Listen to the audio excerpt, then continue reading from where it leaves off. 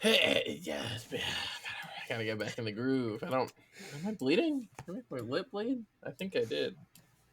Ow. What a lovely way to start.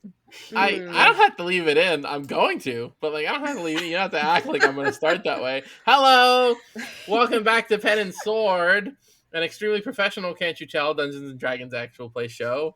We are back from the holidays, as it were.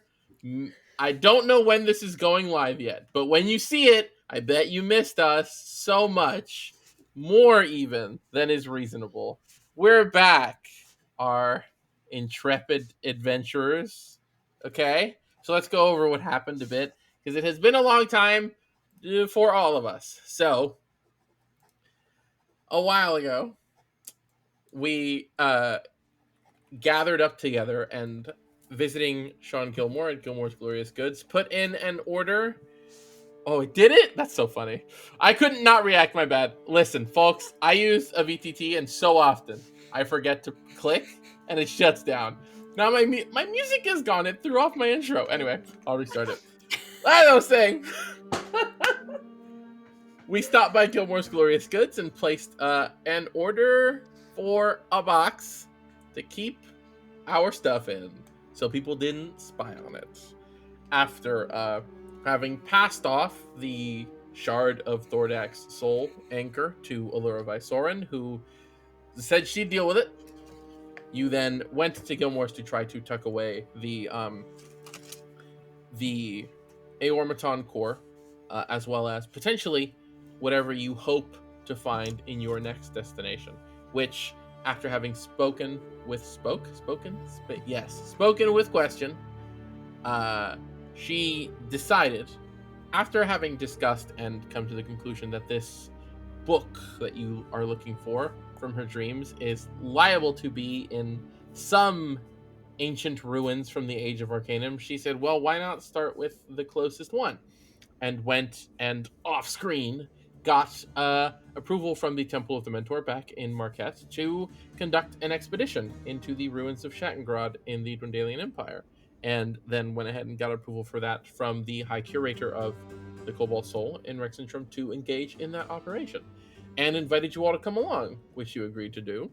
So after placing your order for your box, which would take a couple days anyway, you bamfed back to Westrun, and then from there bamfed back over to Rexentrum for the first time. Back to Rexentrum for a couple of you, Celiana and Rick. You've both been here, I think. Huxley has probably been here at some point. Still, point is, new for some of us, not for others. We're here, having arrived in the lower levels of the Cobalt Soul Archive. You made your way up, explored the place a bit, and met with Udala Fawn, who is the not only High Curator of the Rexentrum Archive, but High Curator of the Cobalt Soul in general. She's the boss. They're the boss. Fucking misgendering. Gender! And they, after wanting to speak with you, she had already spoken with Question and wanted to speak to all of you before moving forward with your expedition. They gathered you up and had a conversation with all of you about the situation, explaining that the ruins you were going to visit are not the exclusive purview of the Cobalt Soul. They share jurisdiction over these relatively recently discovered ruins with the Cerberus Assembly, the council of mages that rules alongside the king of the Dwendalian Empire, who Udala made sure to tell you that they do not trust, and that you should not trust, and that they have had issues with for a long time. What on the surface to those not in the know might appear as a sort of rivalry, but to them probably feels a bit more intense and a bit more obtrusive in the way the Cerberus Assembly tends to grab hold and control of things in the Empire. And after this conversation, they let you know that you would need to meet with a member of the assembly who's been assigned to oversee this whole thing. Someone who had recently become a member of the assembly after replacing a recently deceased member. In that conversation, you learned that there has been a bit of a shakeup in the assembly in the past year or so, with one of their members being arrested, the other dying. Things are changing, and you learn that this Helena Autumnbrock, someone who was who Nimra was intimately familiar with and not fond of, had been elevated to this higher position. And after being let loose in the city for a bit, waiting for your meeting, Rick and Huxley traveled down into the lower ends of the city and met a Mr. Business at Scrap Rick's, I believe it was, and got a new coat because his got shredded and he wouldn't want to wear his Aurora watch off as his jacket in this part of the world anyway. And at the same time, while Mal and Mel were off finding a place for everyone to stay, Nimra took Celiana down to a temple of the Matron of Ravens and briefly spoke with its resident acolyte in an effort to unlock some secrets of divine magic for their own use, and was met with a rather harsh sort of, if you ain't got it, you ain't got it kind of response as to how to actually attain that sort of magic, which they did not take lying down, so, we'll see what happens. And towards the tail end of that day, you were summoned, led by an escort of Crown's Guard to the candles, the 8 towers that surround the main castle in the center of Rexentrum, and that main central district, and which are the homes of each of the assembly members, and brought to Helena Ottenbrock's new residence to meet with her. The Crown's Guard dropped you off, had a bit of back and forth with her when she answered, and she welcomed you all inside. And we ended the session just as she gestured for you to please make your way inside and make yourselves comfortable. So that is where we're going to pick up now that I managed to turn the Foundry server back on. It's on! You can come in. We'll start right there. Just as you arrive, the tower looming overhead at this actually, remind me if I have this. I didn't write this down, but did we come here at night or did we sleep and then come here the next morning? I don't remember.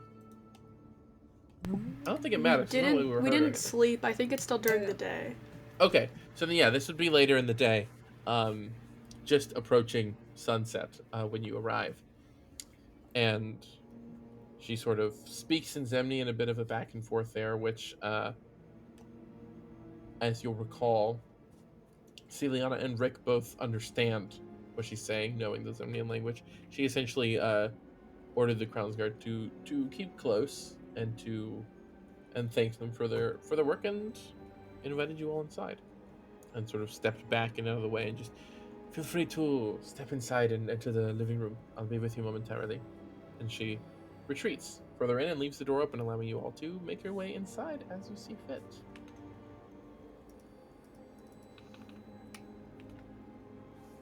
Yeah, we'll go get. Oh, I'll go get comfortable. All right. Yeah, walk in. You were invited. Stepping in, the place is, well, suitably lavish. It looks, you can see immediately, there's kind of signs of a bit of redecoration. There's unfinished walls and sort of boxes and crates and things in the way that seem a little uncouth for someone of such stature, but it's kind of clear evidence of a recent occupation and, like I said, a bit of a redecoration effort going on. But you make your way in, and just to the left of the doorway, there's a large open arch that leads into the living room space. Several very large and cozy, comfortable-looking couches with this. The whole place has a very kind of dull green and brown color scheme, and sort of the colors of autumn line this whole space. And it connects directly into a dining room towards the far back, and couches face these 2 large windows that look out into the rest of the Shimmer Ward. And it's nice. Probably the nicest home you've ever been in. And you can see the staircase that goes up, and like I said, the kind of smattering of these in progress parts of the home. And not long after you enter, find a place to sit, you can hear the heavy steps, the clacking of her heels as she comes down, dressed in her fine robes with a very high collar and the same sort of autumnal color scheme to her robes. which I don't know if that's even how I described her because I forgot to. Whatever, doesn't matter. What she does have on the front of it though is the very softly embossed symbol of the Cerberus Assembly, the 8 spikes and the 3 diamonds that represent the heads of the Cerberus, and the 8 candles that are the candles in question. And she comes round and sort of presenting herself to you wherever you've taken a seat. Sort of stays standing and just kind of positions herself, centers herself in your view. It is a pleasure. I've heard a bit about you and your colleagues' efforts to organize this endeavor. I'm pleased to see you've taken up my offer to come speak with me. Well, I suppose it was less of an offer, more of a demand, but still. Nice to see there wasn't much resistance. And she takes a seat across from you all. And sort of, she looks past you and just kind of snaps her fingers, and a pair of young, maybe like early 20s humans, young women come forth, and they're very nicely dressed in sort of formal attire, and they come round with trays and sort of set out a teapot and cups for everyone and kind of lay them out. And she like, they kind of look to her for a moment unsure, and she gestures with a clear expression of impatience, and they pour everyone a cup of tea, and they retreat as quickly as they came in. And she takes one in her hand and just, feel free if you're so inclined.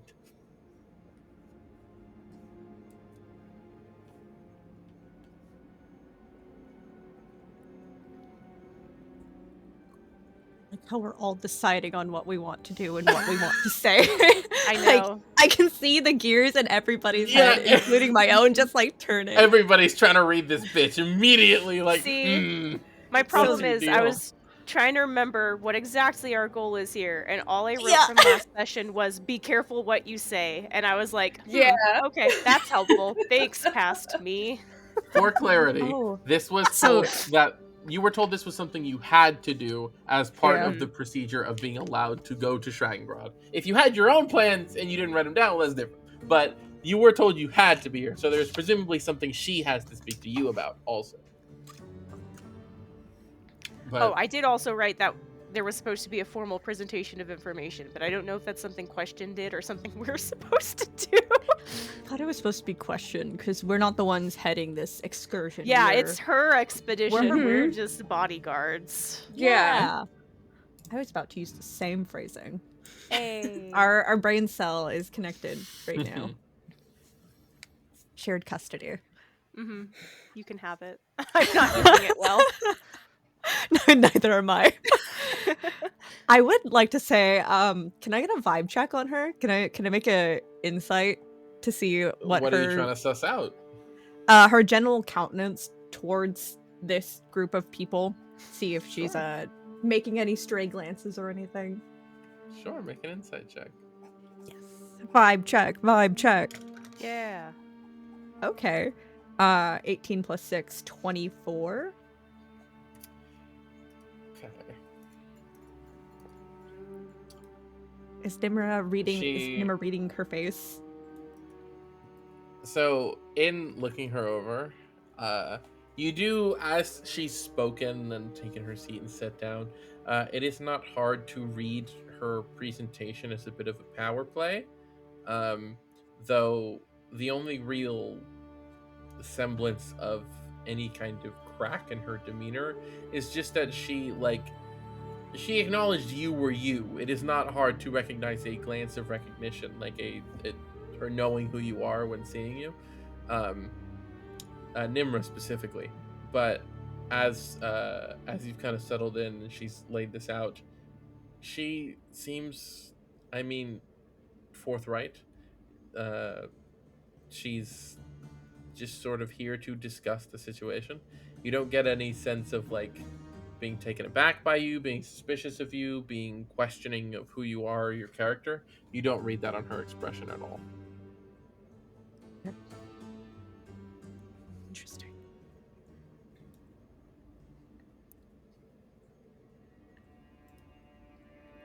Now, what to do with that information? And she The sort of next leans one, though. back and takes a sip from the tea and just, oh, not. If you're all of us, Is there is there something you'd is- prefer? is there sugar to go with the tea? Like, can we decorate our tea? Of course. And she sort of loudly like picks up a spoon and dings her teacup, and immediately with a tray of sugar, which they clearly forgot and set down, and they wait, and they run off. Attribution. All right. Thank you. That I'm course. sorry for the inconvenience. And Huxley's just gonna start spooning sugar. They're little cubes. Oh, Oh, bet that's- even better. It's so just that's even he more puts like bitchy. 5 or 6 of them in there, waits for it to dissolve, puts 5 or 6 more. oh. Huxley does not drink liquid coffee or tea. It's a little sludgy. He's Quite fond of sugar. Can't say I blame you. yeah, bad habit. Only a bad habit if when others tell you as much. True. So I'm sure plenty would. we'll just get down to discussing the day's topic. Your colleague reached out, or I should say, your colleague's organization reached out. I spoke with the High Curator and have been made aware of your intention to travel to and into the ruins of Shattengrod, not far from the city. It is, as I'm sure you've been made aware, a joint site, a place of study and archeological expedition for both the Soul and the Assembly. And this has not changed since its discovery. When you are there, you are likely to encounter agents of the Assembly as well as other agents of the Soul present. One thing I will make very clear from the get-go, regardless of what we discuss today, you are not to interfere with the operations or expeditions conducted by the Assembly on site. If you get in their way or interfere or they have any sort of problem with you, you will deal with me as a result, and you will not be allowed back in to that ruin.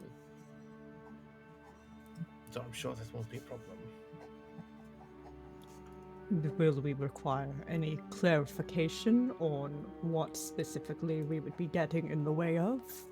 Or is it simply up to the Assembly on whether or not we are in the way? They'll let you know if you are an impediment to what they're working on. And if you are, and you don't get out of the way when they ask, I will come move you out of the way, if necessary. Or the Crown's Guard will. Whoever gets to you first.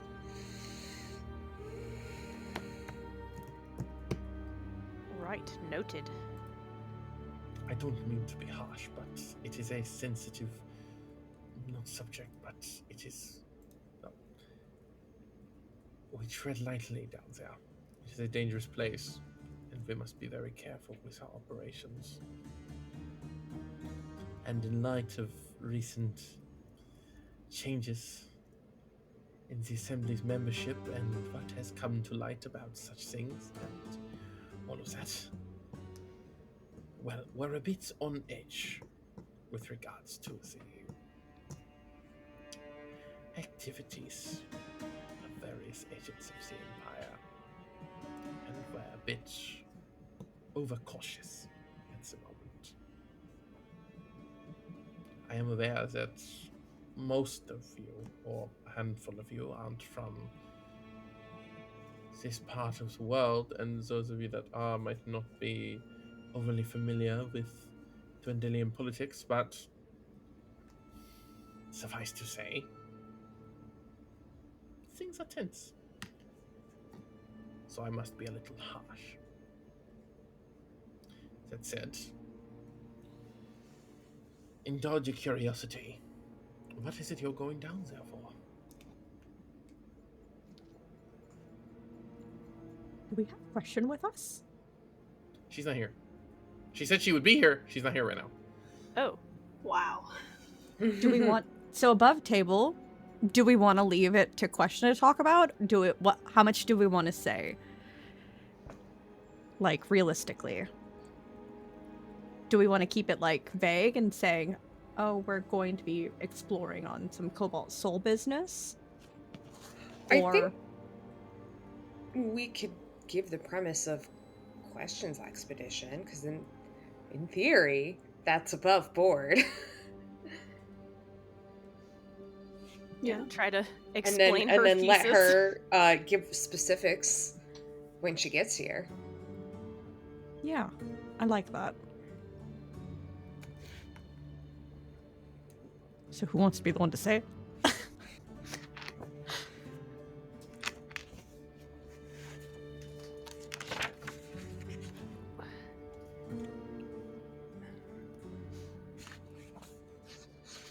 We are merely here as vectors for one of our colleagues' research. The specifics escape me. She would be able to explain more when her presence is here. This is Question, correct? What's her name? That would be correct.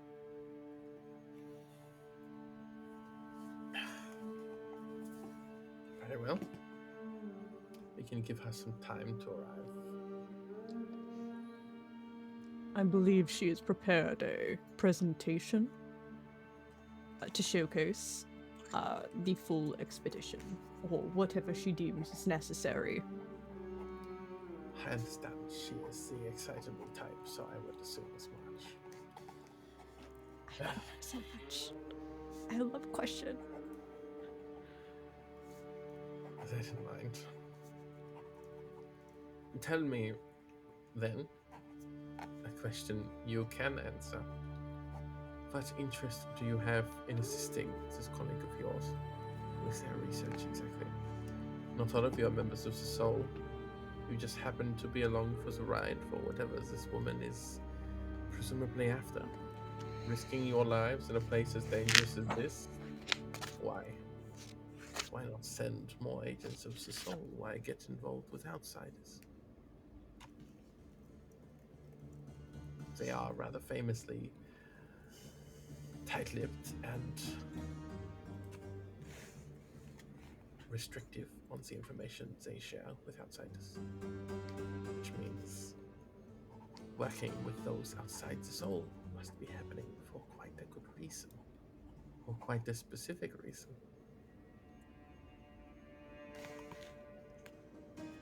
I think of because are we considering that Rick is in the room with AJ gone? So here, I'll let you guys. This would be such a very different meeting. Yeah. Actually, if he weren't. I actually do need to ask because this can change a lot of things. Do you think, because Rick has a penchant for excluding himself when he thinks he'll misbehave, True. and using the excuse Yeah. that he's just the dumb guy. The problem is, I don't want to misbehave for him. Yeah. But I'll be straight. If he tries to not come in, he won't be allowed to not come in. You will not be allowed to go. She wants to speak to all of you. So, Okay. Someone keep an eye on it. I think it would be within reason to say that Rick might wait to misbehave until he's gotten a first read on this woman to give AJ a chance to come and misbehave himself. But if you think he would exclude himself, you can assume that both Helena and the Crown's Guard would have been like, inside. Or she would just be like, don't bother coming back, you're not going. So maybe we would have had... The character probably would have known that as him being familiar with Dwendalian politics. You would have been warned. Probably. Because I presume if Rick had... Because obviously we were hoping to get to this first. I presume AJ would have had Rick say he's going to exclude himself if he planned to. Or he would have discussed that. Question would have warned you because Question knows that you've all got to be there. So... as far as metagaming goes, it's not out of the question to say, like, I'm okay with either or. I'm just warning you that, yeah, you would have known. And if you tried, you would have been told.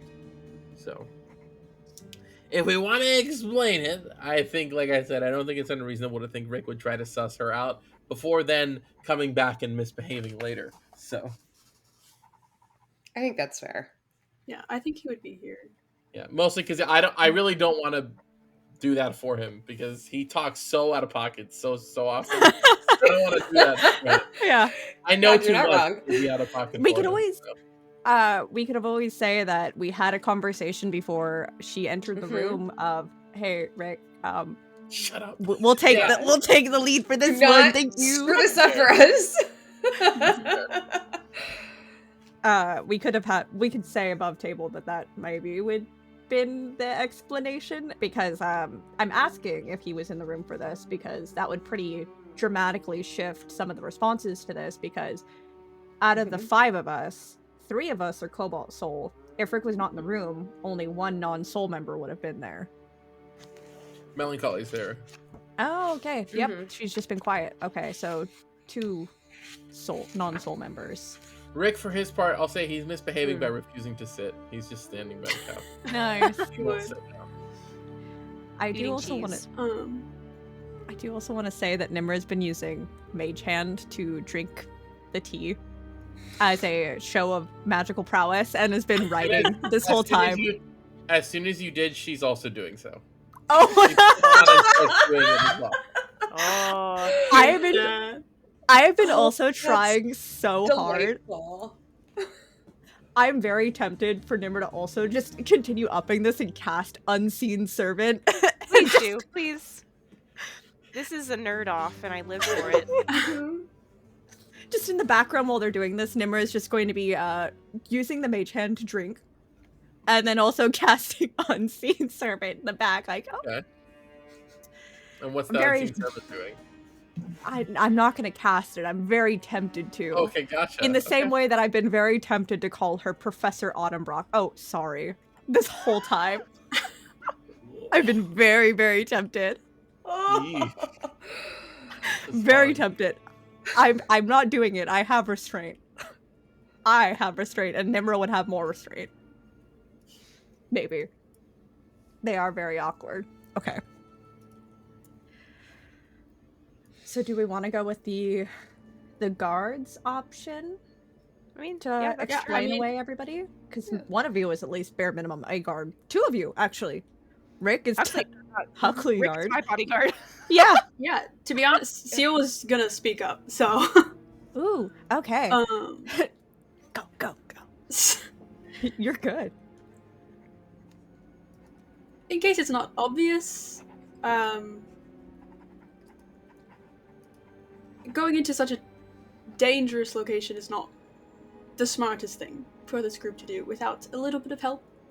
And I think the Cobalt Soul can acknowledge that, and which is why we've been called to aid in this, whatever it is, journey, scout situation. This world has plenty of perfectly capable fighters and mages. Both your parents, Nimra, are exceptional in either case. So I'm And sure I- I can understand why you wouldn't want to travel with them. Sometimes people How are familiar busy. are you? How familiar are you with the current state of the world outside of your own continent, Miss Autumnbrock? As much as I ought to be in the position I'm in. Then I'm sure you've heard that our specific archive is down around 80 bodies. I am well aware. And you're questioning on whether or not we are able to hire externally rather than using those spare bodies to rebuild what we have. We've required outside help, and they have been wonderful on this excursion. I'm sure you're familiar with the need for restructuring and what that entails. Make a deception check. Oh, okay. I'm not trying to be deceiving, but okay. It's that you're technically lying, because these people are not with you because you No, needed they're not. help because of the numbers. That's just not true. Real and fair. Okay. 16, so on the dice, 17 total. Okay.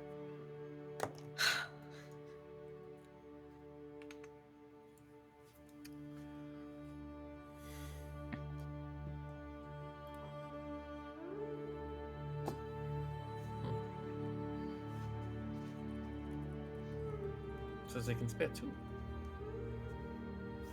or 3, but that is the limit. Understood.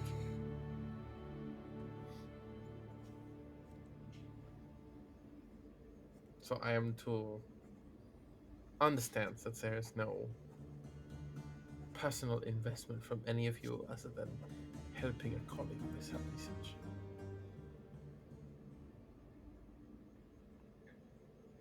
We've worked with Question in the past. She's an enjoyable partner on this sort of thing. I am well aware of your work with Question in the past. Interesting. When Mr. Curious. Rose, your efforts to save a demigod, so humble at such grand accomplishments. Very impressive.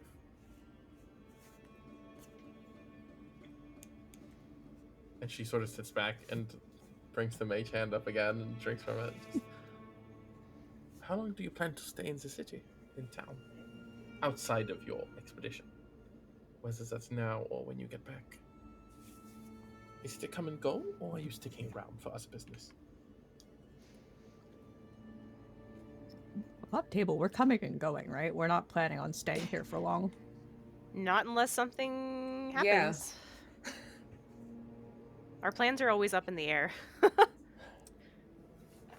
Barring any unusual circumstances that might arise, we don't plan on staying for long.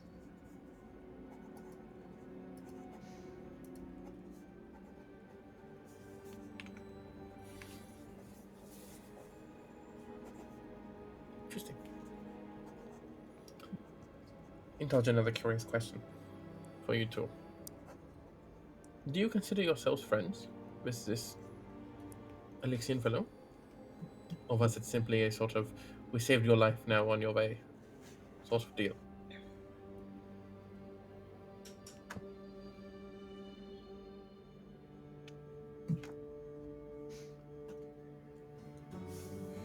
Wait, I missed that through the accent. She asked Can I- if you consider yourselves friends with Alexian, or if Okay. if it was a we saved your life, now you're on your way sort of deal.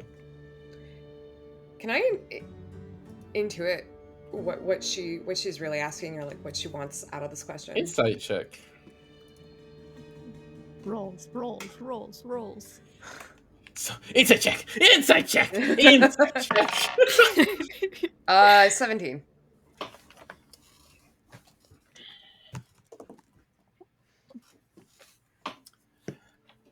She's hard to read. It's there's something about it, but you're not sure what she's getting at with it.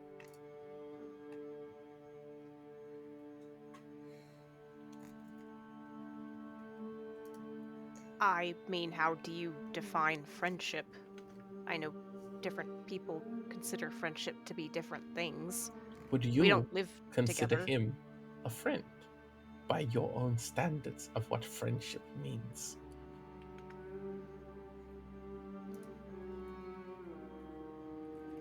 Well, by my standards of friendship, generally there's different classifications, I suppose. And what classification would he fit into? We're friendly, and we went through an ordeal together, which creates a sort of bond, but we're not in frequent communication, nor do... I mean, I suppose we know a lot about each other by the experience, but I probably wouldn't invite him to my birthday party. I mean, so somewhere in between being a friend and being an acquaintance, where we are friendly, if that makes sense. But it's hard to say that someone you've only just met and don't communicate with frequently is a friend, at least by my definition of it. Hmm. An ally would probably be a better way to phrase it. Understood. And what about you, Miss Vikram? What classification of friendship would you consider Symposium to you? I think Huxley covered it. I know him. I have no reason to dislike him. We went through something together, but I don't know him that well.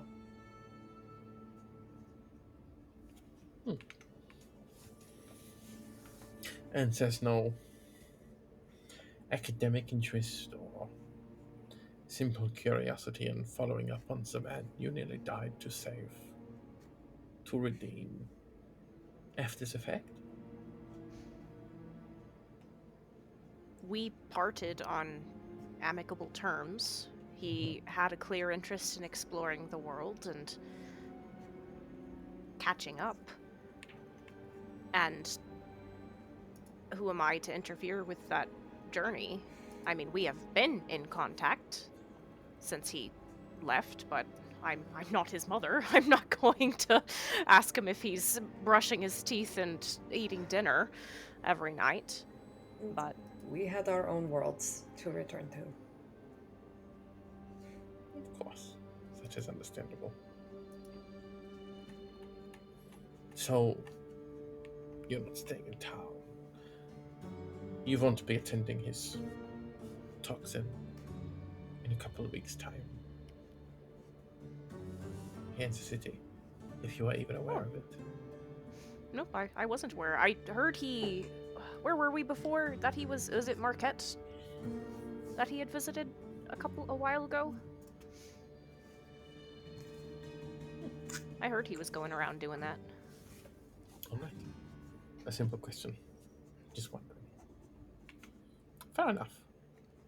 It's understandable. No need to keep an immortal man on a leash.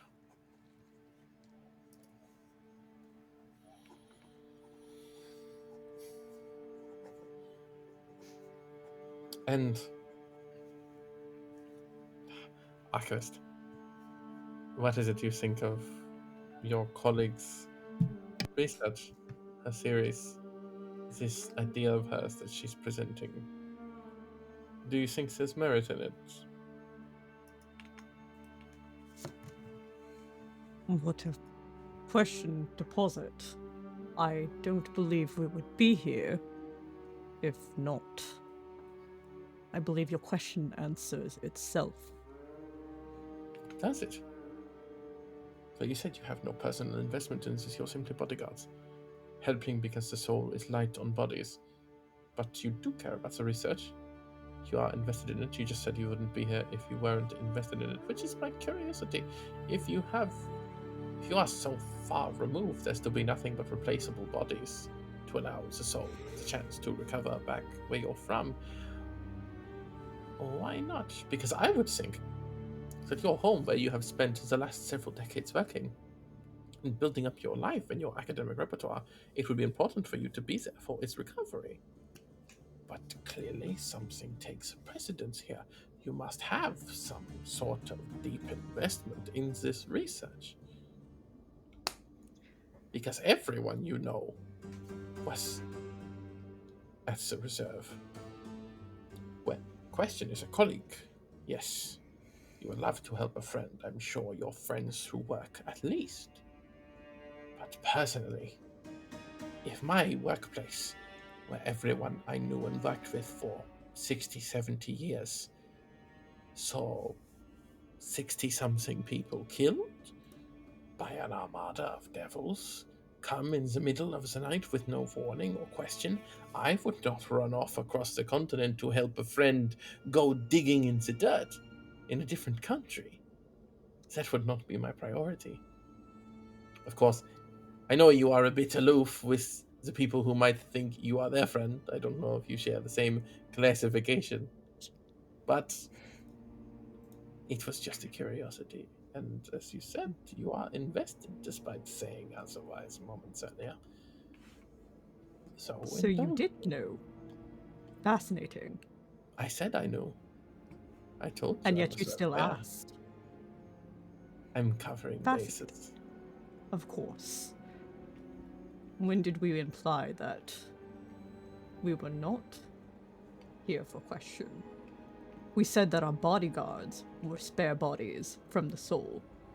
Wherever did we imply that we were simply here for nothing?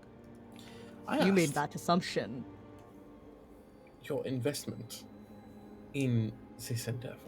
What do you want? We said we would not tell Okay. you without question here. No, We you never told implied. me you wouldn't tell me what you were going down there for, because that was her presentation to make. But when I asked, then as a question you could answer, why you wanted to help, why you were invested in this expedition's success, you told me you were here as bodyguards.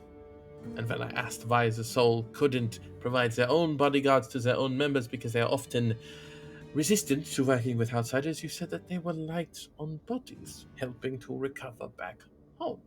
So then I asked, why aren't you part of that recovery, if that was your home? Thank Because you you're for invested. blatantly misconstruing the information that we have given you. Then Yet again. enlighten me. What do you mean then? Be clear. Of course, let me rephrase it. The bodyguards that we have hired that are not soul members are here because we were light on bodies. That was the question that I was answering for you. I'd never responded as to why we were here. So then it is the bodyguards who don't have a deeper investment. That would be you, Miss Sharp, and Mr. Otar, and that one. You're all loose, tagging along with you three who are invested in the academics of it all. Good to know. Above table. Wow. Wow. I know, I want to spill wine on her dress so badly. Yeah. Oh, just a little. Uh-oh. Oh, the unseen servant pouring out wine on her? Oh, I'm so sorry. Forgive me. He's new here. The blatant misconstruing. Love that. I'm sensing some hostility here, and I'm not sure if that's your intention or not. But is there some hostility here? Have we done something to upset you? I know we've only just met. I'm not used to these kinds of high society type academic settings. It's a little odd for me. Right. Yes, it is my understanding you are always very to your own in your research back in Marquette. So. No hostility, like I said. We are a bit on edge considering recent events here at home. And I'm being thorough. And your answers felt inconsistent or incongruent with the information I am aware of. And or. So I'm being cautious and thorough. If I can be blunt, it feels as if you have some preconceived notions about us, and that's perhaps flavoring your comprehension of this conversation. Perhaps it might be better to just start over. Like I said, I don't mean any offense. It's just, I'm uncomfortable. I'll be very honest about that. We can start over, if that's easier for you. Hello, welcome to my home. Take a seat, be comfortable. Would you like tea? No, that is fine. I'll have some. And the mage hand picks it up, and she grabs the pot, she grabs the pot with the mage hand and pours tea in all of the cups again, which spills over on the ones that haven't been drunk. And then she sets it down and she picks up hers and she Damn. drinks from it and she puts it back down. So, where should we begin?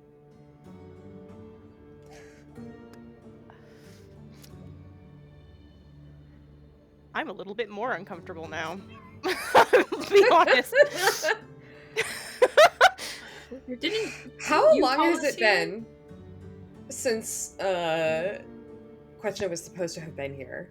Like, how late is she now? I mean, you've been here about as long as this conversation has gone on real time. You've been about 10, 15 20. minutes, 20 minutes. So she's late. Yeah.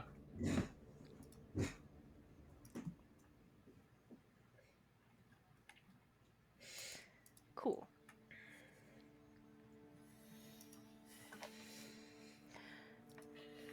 Didn't you invite us here? Aren't you supposed to be leading? Why are you asking us where to start? I was asked to start over. And clearly where I started made some people uncomfortable. So, if you have a place you'd rather start, go ahead. I'm simply being accommodating to my guests. I love making you mad. You guys hate my bitches, like, for real. Every time I got a bitch, oh man, it's great. She's so awful. All right, sorry. Continue. She is. I love how you're like, oh, we hate her. Yeah, it's almost because you're making her awful. Yep. Almost because she is awful. You just wait until my wife is out of hell. You just wait. You just wait until I tell my wife about you. That's what's coming Hey, for honor real? later, actually. You know, that's Hey, what's coming Oh for no, later. you better. I've got a list. There was this lady in Iman. She was so white and mean and awful. She stole our stuff. Hey, Haster, are you sure you're busy? Do you want to start like a war? Oh, the things we'll discuss in our epilogue. Oh goodness. What a thing to say! Listen, man. Whatever you guys want to do. Bards are gonna love us. Oh, You how know, the I'm- history books. I'm actually getting a little concerned. Being so late isn't like a question. All right. Very off time. And she'll, now that I can say it, she'll cast a spell and then turn back to you guys. Nimra, you recognize she cast message. And we'll see if they go find her. Hopefully she won't be too long. But really, what is the aversion to the tea? It's good tea. Would you rather a different kind of drink? Is it an aversion to tea? Do you want coffee? Do you want some kind of liquor? I have. I think the tension will diffuse a bit if you have a drink. No, this tea it's fine. I think it is fine. I just, whenever I meet someone new, I get very anxious. This is very outside of my comfort zone. So, and I don't want to vomit in your nice living room. That would be appreciated. Not doing See, that. I'm only thinking about your well-being. God, I love him. Right. Oh my god. I will conjure up my own mage hand. Ooh. Yeah! Yours, Three mages! yours is invisible, right? Yes. Or can you choose to make it invisible? Let me look. Since we just switched over our character sheets, I should double check that. Okay, because depending on that's going to be a very different response. So I gotta know. I gotta know if you can choose or not, and regardless whether it is invisible. I can make it invisible, and I am going to do that. Okay, thank you. Also, during this time, because apparently this has been a 40-minute conversation, Nimra will have ritually cast Unseen Servant. And this whole time has been using the Unseen Servant to re-pour tea. And if Celiana so inclined would have wanted it, not left her out of the spectral drinking shenanigans. And we'll have Celiana's teacup poised up to her mouth. Just waiting for her to drink from it.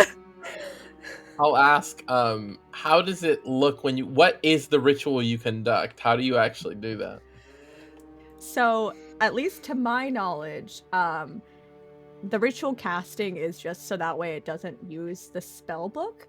It looks like it has all 3 components, so I assume while the mage hand is drinking, Nimra is using their actual hands to go through and cast a spell. Yeah, that's what I'm saying. Like, when you conduct a ritual, like, the way it's always the same way you guys flavor how your spells look. It's what do you do with the components in the time spent to actually do that ritual. So what is it that Nimra's sitting there doing with their hands while this is going on? Their spell book open to one of the blank pages, so their grimoire. Open a blank page, drawing sigils, putting the material component in the center, and this essentially takes 10 minutes as they are painstakingly drawing out all of the arcane sigils that are likely required for the casting of the spell. Essentially, instead of having to... The way I imagine it for these kinds of rituals, exactly what you would do on the ground is exactly what would be typically done of... You're essentially writing out the page of the spell book. Mm-hmm. As like a one-time use. So that's kind of what I'm imagining is happening right now. Okay. Then yeah, okay. They just don't have it prepared as like a leveled spell, so they have to ritually cast it. Right. So then yeah, as you As we're getting harassed.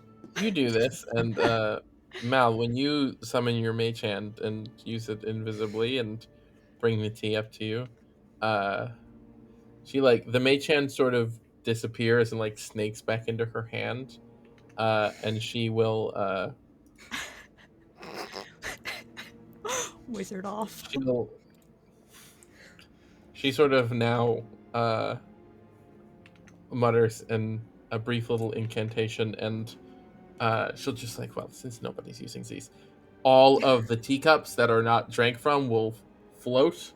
The pitcher will float and fill her cup, and the rest will float off back into the kitchen. And she'll just manipulate them gently and get rid of them. And yeah, and then bring her teacup up, just looking at it, and it will just float up to her mouth, and she'll drink from it and set it down. That's a spell slot she burned just to do that. Wait, then who wasn't drinking their tea? Rick and Melancholy. Oh. Okay. Gwen, does Seal take the invisible hand tea? I think she'll allow it, but then once that occurs, I think she'll just grab it and hold it herself. Shit. Are we done measuring our dicks and comparing? Can we have a conversation? Are you ready to have a conversation instead of beating around the bush? I'm fairly certain that's why we're here. So. All right. So enlighten me. My question was never answered. What is it that you are so invested in this work for? It can't simply be that you're helping a friend get something done. What is your investment in this? You just don't have friends, so you don't know that you want to help them? Plenty of friends. They just often don't need my help. They're capable. Oh my god. Nimmer knew what a high five was. No, wait. Melancholy taught them what a high five was. The whole effort. Yeah. Oh my god. Under the table, Nimra puts a hand near Celiana. She'll give him a high five.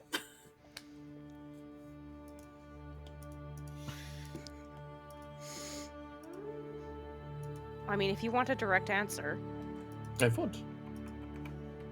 question has been helpful before, and her theory, in order to test it, we need to see if it is correct and or helpful again. My own curiosity is not been sated yet. So yes, if you think a personal investment is necessary, I suppose that's investment enough, but helping a friend and seeking knowledge seems like a fine answer, at least by my standards. Understood. Well, in that case, I suppose we will wait for her to arrive to continue the conversation further. Give me a moment. And she'll stand, and with her teacup still in hand, in mage hand, will sort of make her way out, and then we'll go, and she'll start. I'll be back in a moment, and we'll go upstairs briefly.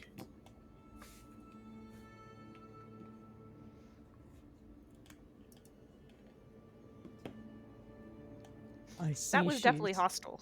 She's just as charming as she always has been.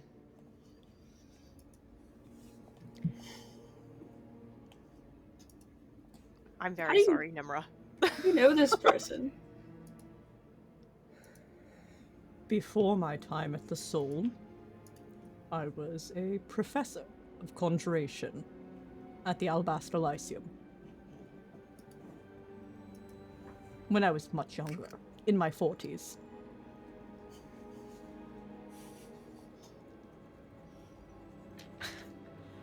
She was previously, before her promotion, she was a professor at the Solstice Academy. We've worked on joint projects, and I care not for anything other than answers and, academic research. The thrill of having your question that you posited answered with clear and direct results. Nothing is more satisfying. I care not for the fame and glory that other wizards might care about with that. She does.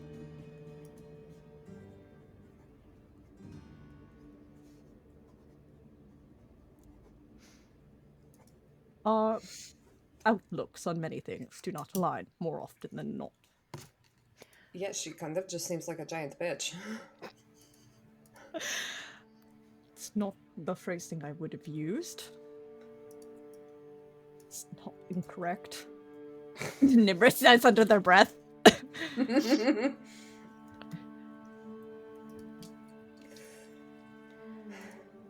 a feeling this is going to be a very long evening. Yeah. Also, where is Question? I'm like actually kind of getting concerned. Does anybody have a means to speak or ask of her?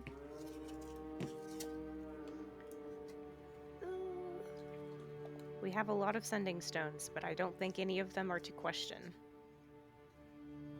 Or are they?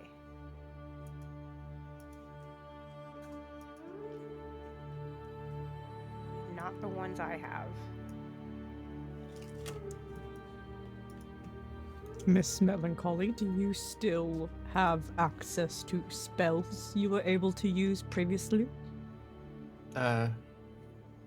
No.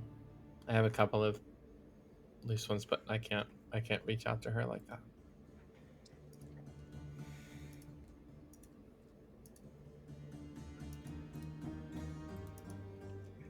It's definitely something I should have added to my spellbook in my youth. Did not have the foresight to how efficient communication was when I did not want to communicate with anyone. I should get her to sign my book. She'd probably be keen on that.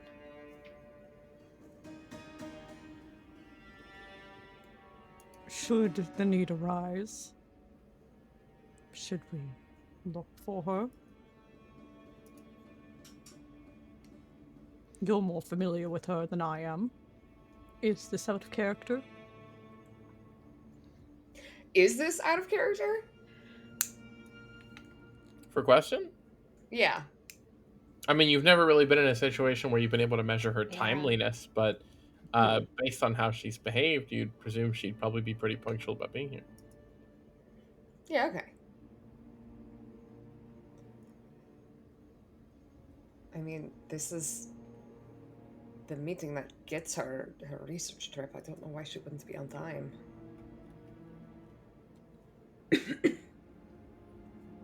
I mean, she could have gotten held up because I think she had to speak with some other people at the Soul today, didn't she? Presumably they wouldn't keep her over, but things happen.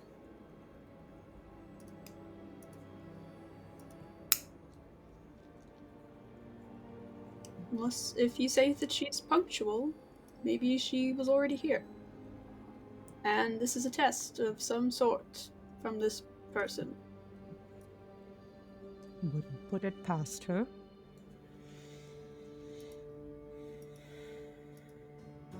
Maybe she wanted to interrogate us. Maybe she wanted to interrogate us without the presence of question, see how much we would be willing to divulge. She might have already spoken. Though, I don't see where that would have gotten her or us. We were supposed to arrive as a group. Seems a little convoluted. Yeah. The question doesn't seem very secretive, so I don't think getting information from us is easier. But Can somebody open can somebody open the door? I have a lot of stuff in my hands. Oh, I'll go open the door. Sorry, and she, like half her shit falls on you. And I'm sorry. No, Hold on.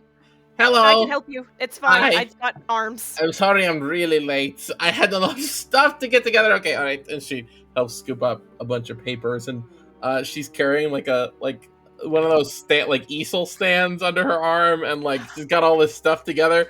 Okay, all right, okay. And she drags it in the living room and dumps it all out. And she's here now. Hi, sorry. What did I miss? And she starts preparing her stuff. Hostility mostly. What sort of hostility? We're just gonna give her a hot goss. Yeah. I think she's a little suspicious of us. Why?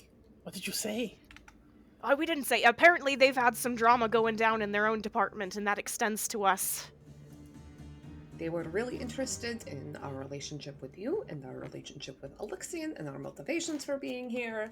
And it was just like sort of weirdly intense and accusatory. This is nothing out of the norm for her, by the way. No. Okay. This is how all of my experiences working with her have been in the last, 80, 90 years. Oh. Okay. So that's concerning. All right. Well, should I be worried?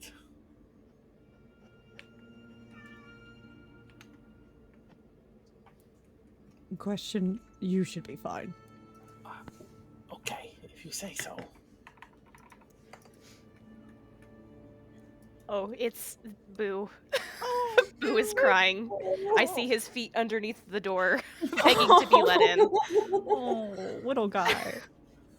I had to lock them out. The only cats allowed to be in here are the 3 elderly ones that are quietly sleeping. All of the kittens are just freaking out. Oh. They cannot be trusted. And after a couple minutes, she's got this easel all set up with like a big stack of papers all on it, and she's got her book kind of set to the side, and just as she's sort of wrapping up. Just be prepared, Miss Question. For, for what? She will interrogate you. Oh, okay. I got that. All right. We Steel are trap. here. We should probably tell her that, just to keep our stories straight, because I don't know how successful that deception was with Nimra.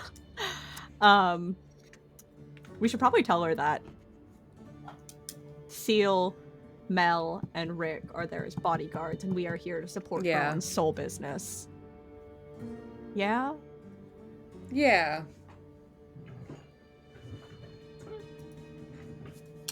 Okay. You can let her know. And okay, so they're like to keep us safe. No, We will be actively a hindrance for them, from what it sounds. no, like Ciliana and Rick and Miller, they're for keep us safe when we go down there. Of course. Story. Okay. All right. Got it. All right. Have you seen Seal's muscles? Come on, of course she will. They'll I try. want to say that in character so bad. Nimra would never say it though. I want to say it though. Also, related but unrelated. Mhm. Whenever the tea spilled over, was that just is that just left there currently? Just wondering, because if it is, At the moment, yes.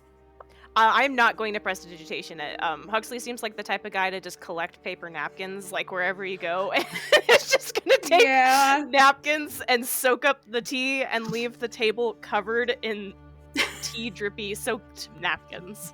Kind of squeegee them off to one side and be like, "Yep, that's clean." And That makes it harder for prestidigitation to clean up. as you're like picking it up and sort of doing it that way, you hear her footsteps coming down, and she comes around the corner and just don't worry about that. And she'll sort of just press the digitation and clean up the mess and stop you and like press the digitation the napkin so it's dry again, and just you can put it back there. Wrong You accent. You can. It's fine. I have extras. Well, now you have even more extras. So, hello, Miss Question. Hello. Hi. I'm here with the stuff for the presentation. Do I... Please, by all means. And she sort of stands back and allows Question to sort of take the spot, which she took anyway. Much And nicer to question. Question lays out the thing, and you see it's on a blank page right now, and she's like, okay, so in the academic interest as a cobalt soul and pursuant of my theory of mythic resonance, I present to you my, and she turns it over, and in very elaborate script it says PowerPoint. My PowerPoint. Touching on the important powerful points that are why I want to do this. Basically, that is the name. That is what it comes from. Okay. And she turns it over. Oh my god. And there is this essentially recreation of the drawing she made of like the city and the book and stuff from her book, from her dreams. So essentially, this here, accents mixed up. This here is my sort of visualization of what we're going for. My theory of mythic resonance is such that great deeds of heroism and the like leave a lasting imprint on the world, whether it is arcane, magical in some capacity, or otherwise, that becomes a part of the natural landscape and carries forward, and as such, encourages, effectively, through fate maybe, for more heroic deeds to occur in the same place. This drawing here is a depiction of one such place I have dreamt about. And she turns it over, and there's a drawing of her in her bed like this, with little cloud bubbles with the same drawing of the city in the bubble, like that. Oh, I thought I was supposed to turn to this page when I said that. Sorry, that was the same thing. And she turns to the next one, and there's a drawing of like a sort of depiction of the Betrayer's Rise, the large temple you all went into when you first met her. Huxley and Mel and Rick. It's the large black stone temple whose spires rise up into the sky and sort of towers over Bazazon. This is the first place I came to test and subsequently prove my theory sort of started there. Was in Bazazon, out in the east of Wildmount. And she goes to turn the page, and Helena sort of takes a very small step forward. You went out east into Shorehouse. Yes, I went there because that's where this big temple is. She turns the page back on. This big scary place where the betrayer gods kept people prisoner and stuff during the calamity and everything. That's where that was. I see. And you got permission from the city to do this? Or you had communications with the dynasty of some kind? That, I don't know. That was handled by my boss. It's the curator in the Temple of the Mentor. He's from Ankarel. I was actually sort of along for the ride on a different expedition, and I was sort of just there I sort of happened to prove my thing by accident. I wasn't there for that. All right. Continue. Okay. She turns the page. And it's a drawing of like the like sort of Ankarel in the city street where you all fought the aboleth that burst out into the city street. It's sort of like a clear artistic depiction of that moment. And sort of continuing on from that, I ended up proving my theory at least once because I ran into these three off in Bazazan in a place of great triumph of this Elixian fellow, the Apothean, and they got involved, and then all the way to here, and then to here, and then there's another drawing of old man Elixian and her, like being friends, like a drawing from her imagination, a scene that I don't think happened, and she's like, and you can see that. And then you guys are little stick figures in the background. You can see little stick figures with your features. You can see Mal and Huxley and Rick and Terrace in the background. They're little stick figure features in the back. There's, thanks to the efforts of the heroes I met, we did another heroic deed. And so it sort of carries through, right? So, on the site where the Apothean besieged the gods for power, we got in there and we beat the bad guy. And then later in the place where the ruiner struck him down, we saved him. Theory proven. But cannot prove a theory with just one set of proof. So, and then she turns the page. Oh no, she turns the pages back down all the way back to the drawing of the city. So here we are again. I've been doing a lot of research and have established a number of different archaeological sites to visit, to pursue, to see if more hero stuff happens. Sort of. That is the idea. So we're going to here, and the first stop on the tour is Shattengrod. Thank you. And she sort of, for herself, a melancholy. I'm gonna clap. I'm clapping. So Yeah. Everybody's clapping. And and everyone clapped. he should have been there. Everyone clapped. And when she finishes, Helena steps forward again. Just thank you. I think I have an idea of what you're intending to do. Permit me a simple question, though, or I suppose it is a bit of a multi-tiered question. When you in Pasos, you met these folks and entered this temple you speak of. and accomplished whatever deed you did there. And later, I can't help but notice, and the mage hand sort of starts flipping pages to get back to the drawing of the aboleth in the middle of the street, that there is a bit of an aberration in the middle of the streets of Ankorel, in this little drawing of yours, if I'm correct. Oh, yes, that is what happened. Right. So, in pursuing this theory, and in the process of conducting these heroic deeds and redeeming the Apothean as you did, there was some trouble along the way, as there often is in the stories of heroes.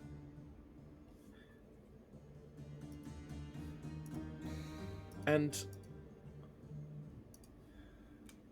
I can't help but want to make sure that this theory of yours, does it predict in any way these dreams you have, or anything, predict the path you take on this quest of heroism that you think is bound to reoccur? No. It is sort of just that if something very cool happens here now, in like 100 years, something very cool will probably happen here again. It's sort of the quick version. I see.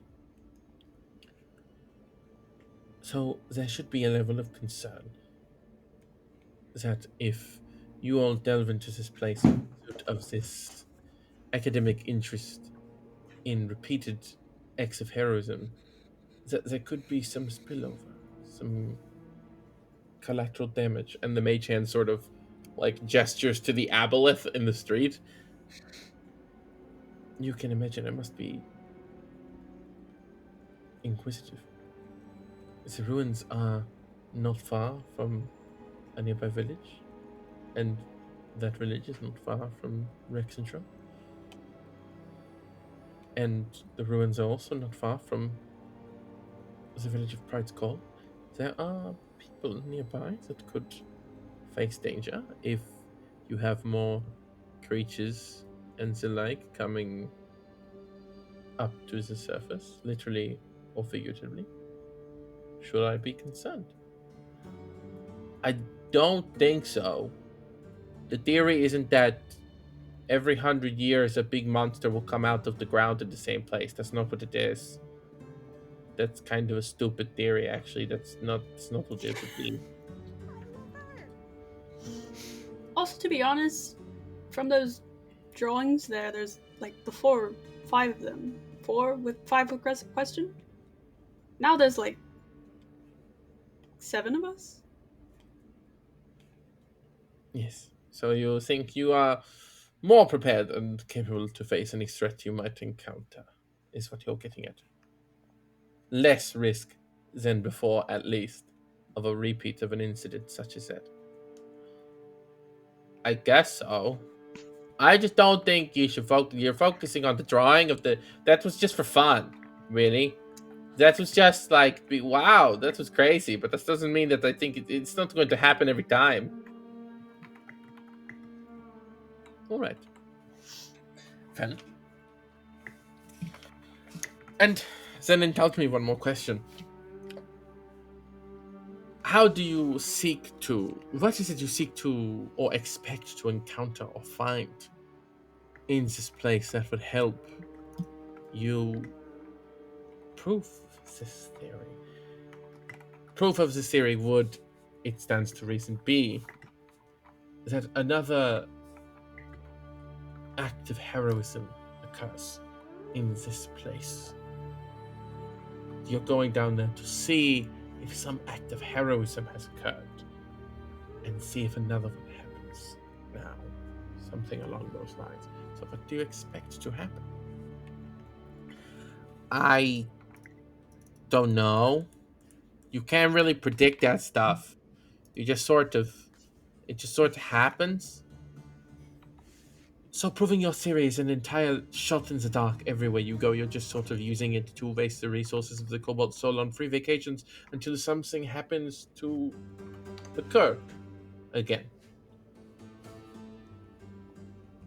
That seems a little rude, to put it that way.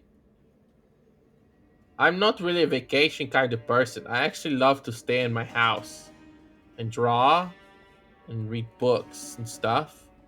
I don't like going places. This is scary. And it's not like that, really. Now I'm gonna roll against myself. I love this. Also, I turned the server back on. I know it shut off again. To be pinging more often. Okay. So she's gonna nod and stand up. Let me see here.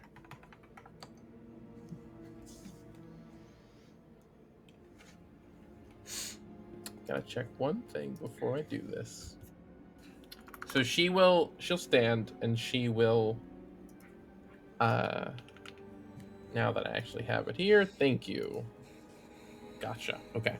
She will make her way to she'll kind of step back to into the kitchen sort of space. You can hear a drawer open and some rummaging.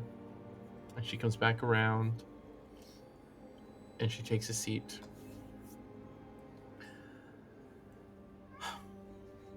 Then permit me one more thing. As I can tell, you all have your own academic interests. You are seeking to conduct this expedition for your own sake. I understand. But you must have interests of national security to keep in mind, as well as the security of our own academic interests. So, in the interest of that, I'm going to conduct a very brief little experiment. And I ask that Miss Question and the archivist engage in it with me. And I'm going to be straightforward. If you refuse, this expedition will not be approved by the Assembly. All right? Okay. And she'll pull a copper piece out of something that she went and fetched, a little bag. She'll put it on the table. And she'll look to you. Who would like to go first? And Question looks at you, Nimra, very nervously, like,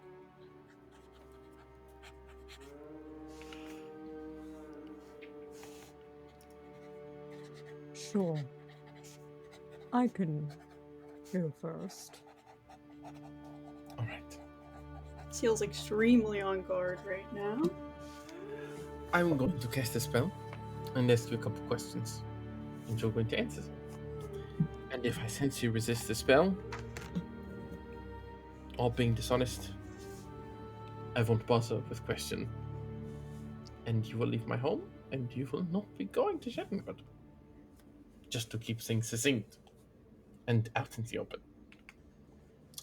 And she will take the copper piece and sort of in hand bring it up to her mouth and mutter an incantation to it, and will essentially flick it in the air and cast Detect Thoughts on you, Nimra. And it will over your head and just sort of float there. Which, if you resist, you have to give me a save. Okay. Which would be a wisdom save. Remind me with, are we playing with the 2024 rules, if those are different? I'm using the new Detect Thoughts, yes. Okay, so let me take a look at that before I say anything. It senses the thoughts of creatures within 30 feet. That no languages are telepathic. She just knows that thinking creatures are present. What you have to resist is the ability to read your thoughts. She learns what is most on the target's mind right now. If the target doesn't know any language and isn't telepathic, you learn nothing. And then, or no, she can read your thoughts and then she can probe deeper with the save. So so it's most of what's on Nimra's mind right now? Yeah, so most of what's on Nimra's mind right now is what you have to tell me immediately before resisting anything. This is not what she wants. This is not what she wants! There's 2 things on Nimra's mind right now. I guess we'll take the most surface level thing. Nimra doesn't particularly care about the expedition so much. Mm-hmm. Other than it's an avenue to continue the quest. There are exactly 2 things that Nimra is actively thinking about and has been thinking about this whole time. Mm-hmm. Again, on the surface, they're thinking of ways to get access to divine magic, and they've been going through this whole conversation tuned out on what's actually happening, because they know they're going to remember the conversation anyways. They don't have to actively, participate in it. They're actively thinking about having how to use divine magic and how to make the spell that they're wanting to make. What things do they need to do? Who do they need to talk to? That is the most surface level thought. Do you want the deeper probe thought now, or do you want that later? Because Nimra's not making the save. This is going to be what Helena is hearing. Okay. So yeah, as she's hearing this, she casts it and then she sits back and sort of just watches you a moment. Do you want me to roleplay this? Oh yeah. When I get there. Yeah. Okay. We're gonna do this, then we're gonna go to break, but I want to wrap this bit up first. She looks at you for a moment and lets those thoughts enter her mind.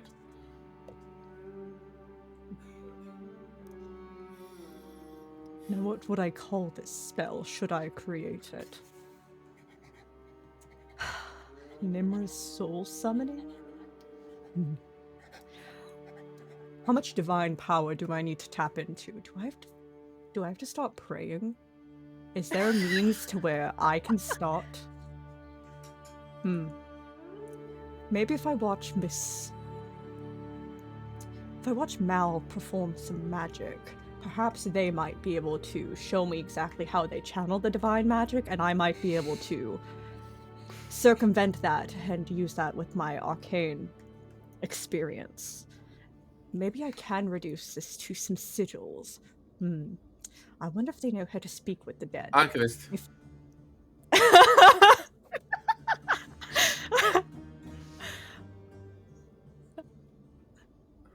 What are you going into Shattengrod for?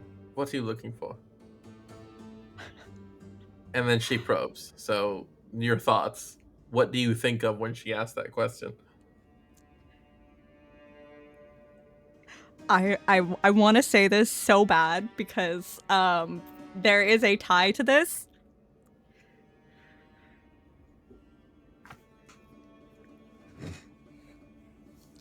Do I want to do it? I do want to do it. They're immediately thinking of, I wonder why he's not answering. I wish we had his help with this. It'd be so much easier if we could just ask him to circumvent it. I hope he's okay.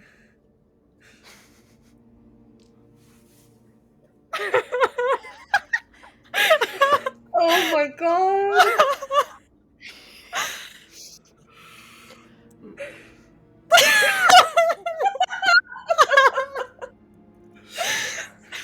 I'm sorry, I had to do it.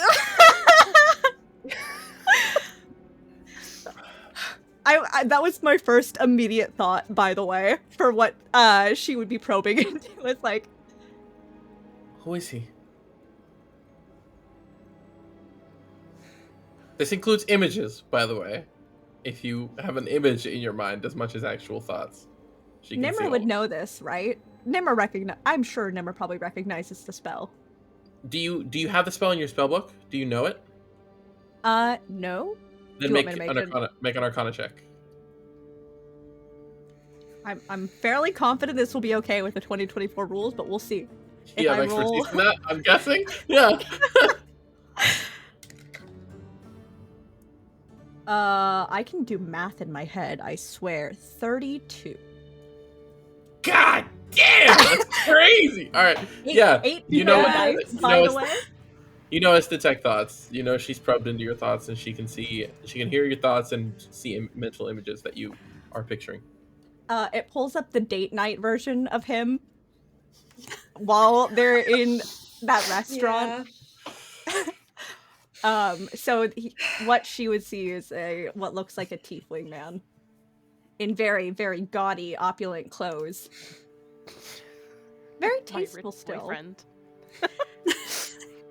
What is his name?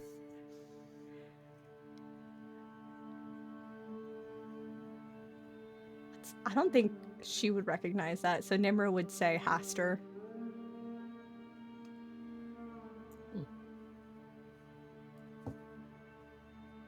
And now. I don't know if any of this is allowed. This is very interesting. The mental image or the impression she has gotten of what she's okay. So I have to consider for a moment what she's going to do with this information. Sorry, Ruby. No. Was the name Haster said out loud? I just gotta It's know. all in her thoughts. She hasn't. This is all thoughts that Helena is reading, and Helena has not repeated anything that's happening.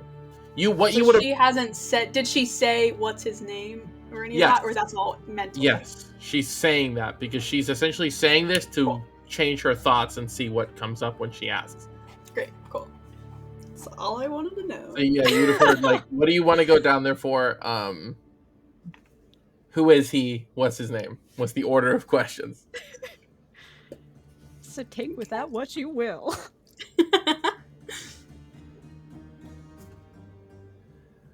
Why wouldn't he be okay? He hasn't responded to us. What means do you have to communicate with him? Spells. What spells?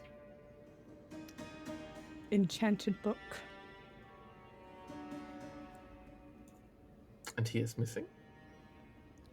Presumably. Presumably. Okay, that's a fair question. That's a fair response. We don't know. Okay. She ends the spell.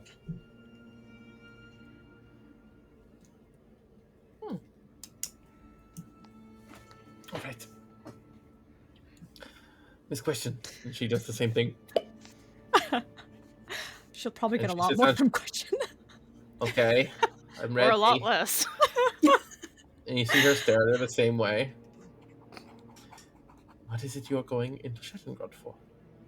What are you looking for? Oh, now she asked that. That's what she asked you at first.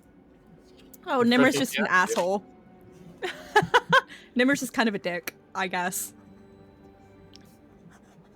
And what significance does this book have?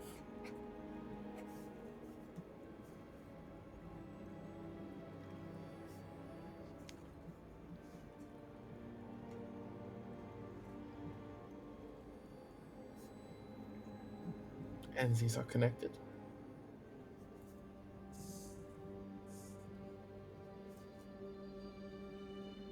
And they are missing. I see.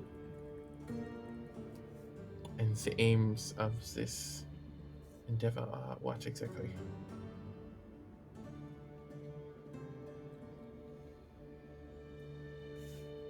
I see.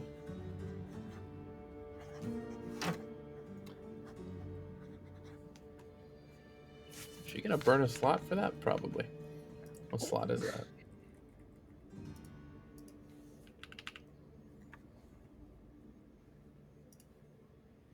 Did she not prepare it today? Oh no. She can't do it. She didn't prepare it today. She's not gonna ask that then. Well, she'll end the spell. And stand. Or not stand. She'll like kind of end the spell. She'll sit back a bit. I see. Well. Alright then. I think that concludes our conversation. I have some work to do and some things to look into, and I will be on that. We can have a follow-up conversation whenever you're back from Shattengrod, but good luck in your little trip. And she will stand and give you a little bow and just feel free to finish the tea and then see yourselves out. And she'll leave and she'll make her way upstairs. And that's where we're going to go to break. And we'll be back in a bit. Thank you.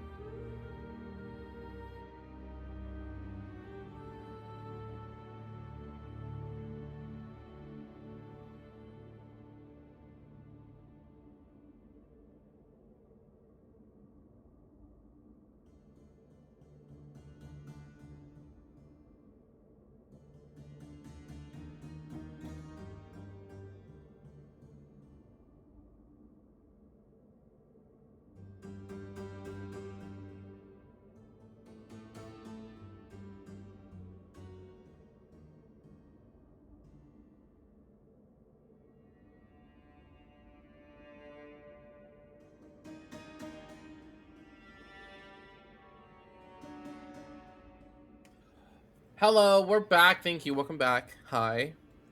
After on the tail end of a very intense, uncomfortable meeting with someone we don't like, after being told to finish your tea if you wish, and then vacate the premises. Unless otherwise stated, do I presume you do all make your way out, or is there mischief you wish to engage in here? Don't say that. Don't say that. I'm very Gotta tempted. ask. I add the Okay. rest of the sugar cubes into my tea before we go. And I leave it. Do you keep the cup? Oh, I was like, do you take Oh, the no. cup with you, like when No, you I'm steal not- a I'm- restaurant sauce dish? He's like, oh, this is nice. I put it into my bag. Rich people. No, I just leave not a mess, but a really gross, sludgy tea. Okay. A little bit of mischief. Then yes, you vacate the premises, and upon doing so, the Crown's Guard present themselves to you and sort of ask you to file in. So we will be escorting you back outside the Shimmer Ward, back to the rest of the city, as soon as you are ready. And they will lead you out from the candles, out through the Shimmer Ward, and out through the front gates that separates the Shimmer Ward from the rest of the city, and then back into Rexington proper in the Tangles, and set you loose. And kind of breaking that threshold and being left by them. Okay, that was a lot. So, but I think we're good. So should I, like, start getting stuff together, like a wagon or something? Do you guys have other stuff you want to do here before we go? I'm good. I sent my letter that I needed to send. Did we not have to return to Gilmore's within a few days? I thought she was in there. I thought we were gonna do that after, like, we were done over there. That was like part of the whole conversation. We were gonna go do this and then come get it. Above We also table, talked about maybe postponing, or not postponing, but delaying a bit to grab it and come back, and then go into Shattengrod. Oh, okay, But- sure. I thought Joy was gonna bring it. Oh, you She weren't there for can. I that can one, ask her to get Papa? it. Above table, one of the options that we discussed, and I think was the final option we discussed, based on if I remember watching the video last week or not, 2 weeks ago now, damn, 2 weeks ago now, was that we were going to stay in Rexentrum for like 2 days, see if we could pony up the money, and then 'cause Yeah. he was going to save it for us for like 2 days or so before it would be done, and we would still get that reduced price if we were somehow able to get the money to cover the rest. He gave us like a delayed payment for it, and I just want to make sure I'm not the only one that remembers that. That seems familiar. Mhm. He offered you a discount if you were buying like 3 of them at once. It was 300 gold less, but that offer would be off the table if you didn't have the money to pay for them up front when the other one was finished. Yeah, so I think Yes. that gave us like a couple of days. You were paying for the material costs up front, and then he would take the rest of the payment when you got them. And in total, you'd have 300 gold off what you would pay otherwise. When you But say were it like that, several thousand short. This is what Melancholy said. She was like, "Is this worth doing for 300 golds?" Like, it's up to you guys if you want to bounce back and forth for it. when you say it like that, do we still want to pick it up though, even if we don't get the full $300 discount or 300 gold discount? You'd have think to our wait 2 whole- days. Yeah. This I is think it still the same depends on day. I have How- in my notes that we will forego the discount and look at funds for new boxes after we deal with this. So we're just staying in Rexentrum, or well, going directly to Shattengrod And then It picking depends up on afterwards. how much danger we think we are in by holding it without protection. If we think we need that protection, I would say we wait here. If we think we're fine because we have been fine the past couple days, go to In like a Shattengrod. day or two. Yeah. But this is going to be to Shattengrod. Is it a couple days journey or a couple weeks No, journey? that's a couple weeks.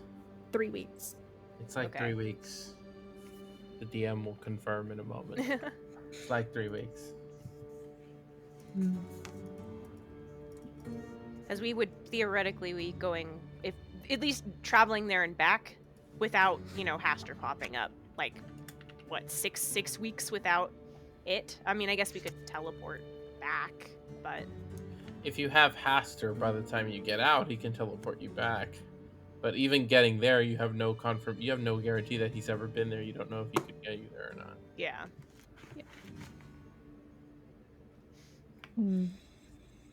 Going 6 weeks without it seems kind of risky, even though we've been fine for the past couple days. But yeah, We Nimr don't also know how much Nimra longer can we'll also be safe. Nimra can always teleport you back. I forgot Nimra can do that. Nimmer can, but then we have to restart the journey without question. Depending on if we start traveling on and the then way teleport there. back. Otherwise, yeah, Nimmer can teleport us back when, the 3 weeks is over. Yeah, But I meant then when you're out who's of to say that there is a teleportation circle that they can come back to? Well, you do that you can The soul? teleport to Rexentrum. I'm saying when you're done in Shattengrod, you don't have to wait 6 weeks. You can teleport to Amon and get it, and then come back to Rexentrum if you need. Yeah. Yeah, well, it'll be minimum 3 weeks. So, are we willing to wait another almost month with having the core that they probably want back?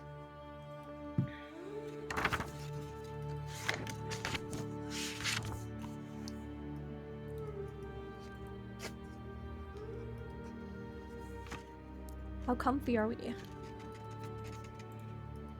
I know I would rather wait a couple of days, get the thing, and then set out on the journey, but I am willing to negotiate that if we think we're in a hurry and need to keep going. I don't think we're in. What is the difference of a couple of days? I think we should wait.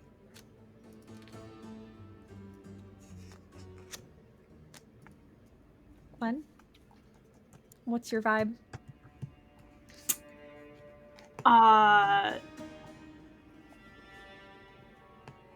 Seal kind of wants to go now, but Correction, it is a roughly 12-day trip. So, week, Apparently. almost 2 weeks?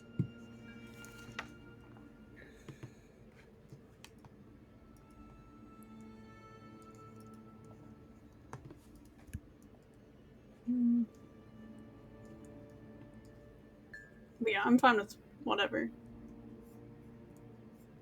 But Seal would probably want to get the hell out of Rexentrum as soon as possible.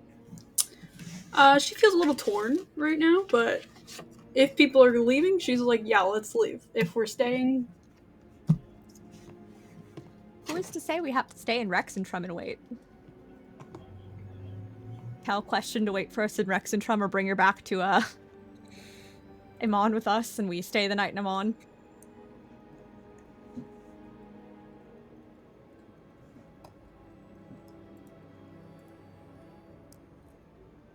It's whatever. Did I use any spell slots? Yes, I have 1 spell slot ticked away. Nimra can count. Oh, wait. Okay. I didn't have this previously. There was a big change with the 2024 rule set. With Rangers being a caster. Yeah. Nimra has a 7th level spell slot.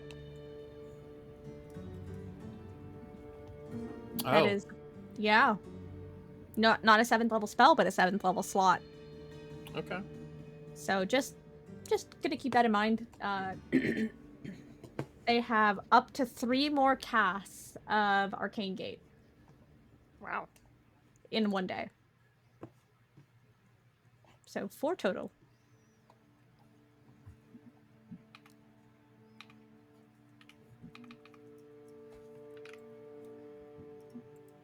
Damn, yeah. They really did only benefit. Told you.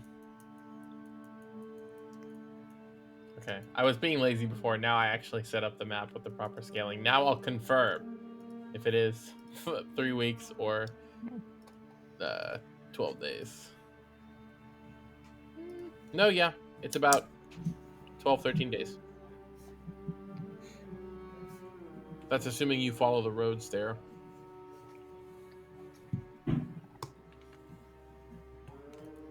Cutting straight through the wilderness would probably save you a couple days or 2, assuming you don't run into trouble that way. Wow. I wonder Like, if that's DM speak for something. At the soonest, it would save you roughly 2 days if you cut down from the road across the plains and through the woods. To grandmother's house we go. True. Time for Cub Scout Nimra. Yeah. Oh, I should have left it with instead of nature, I should have left it with survival. That would have been funny.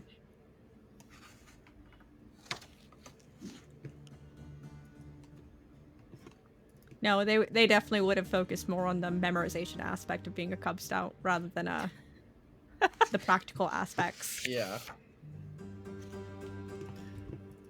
You could be an owl bear Cub Scout.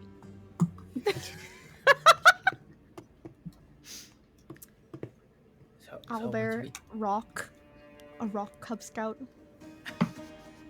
Do I get the wagon ready or do I not do that? When are we going? Couple days? I think we have a package that we need to wait on, and that will be a couple of days. Are we sure we don't just want my sister to get it? She could come get the core and then put the core in the box also and keep it over there. I mean, it's up to you guys how important 2 days is to you. Do we wish to put Miss Joy in that situation?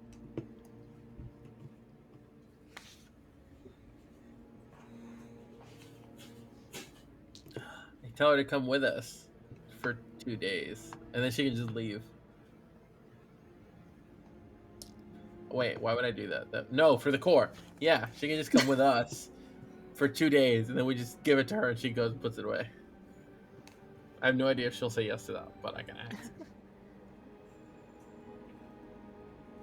I'd feel a lot better than if it wasn't just with her freely, but... All right. And she will pull out a little gem wrapped in laced in a little golden wire. Just, hey, can you come to Rexentrum? Because I need you to come with me. School field trip. It's important. Please. I think I was short. It's fine. Love her. Okay. I didn't think to tell her to meet us somewhere. But maybe. I guess, yeah, she could do that probably. Do none of I don't even know that. We're already established. I don't know how to tell her where to find us, so wait. Yeah.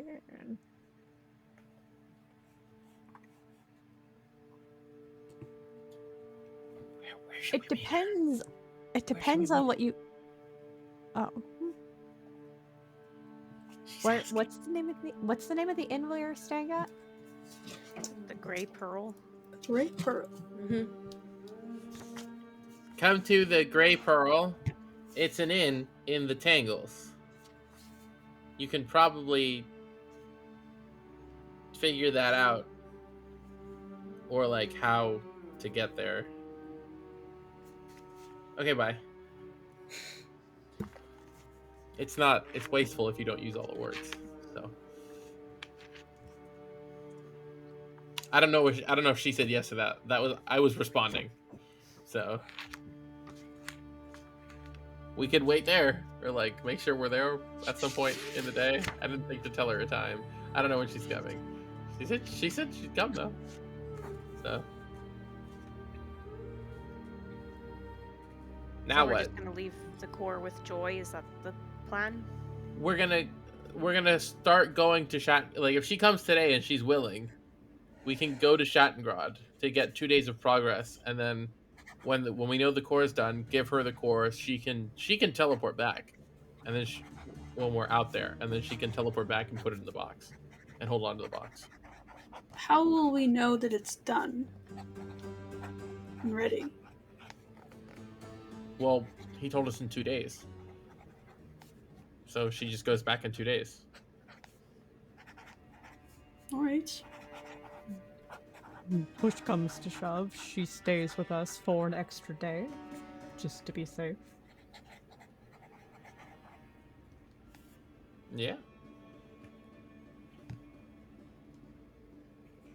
Okay, well then I guess I'll go wait at the Pearl and just kind of hang out there until she shows up. So Yeah, what are we doing? I don't know what you guys are doing, but I'll see you later. She leaves. Seal's like got her hood up on her cloak and trying to just like blend in as much as she can. She's like, are we just gonna stand around in this middle of the road, or like, are we going somewhere?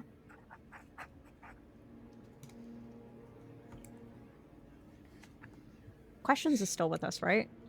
Hello. If you would be so kind as to procure the cart and perhaps meet us at the Grey Pearl Inn. We have some business Okay. and we might have an extra body traveling with us. Okay. So that's like 8 people. Correct. Okay. 9? Good at math. There's 6 There's 5 of of you. us. Melancholy question and Joy Okay. if she comes. Okay. All right. I'll go get it. Goodbye. I'll see you later. She's off.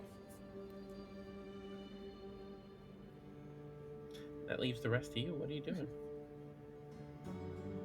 I guess we could go back to our inn.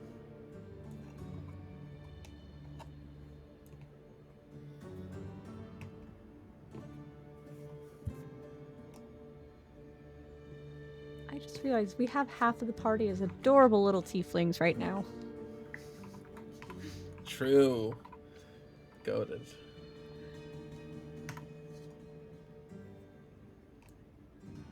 So are you guys going back to the Great Pearl, or are you doing anything else?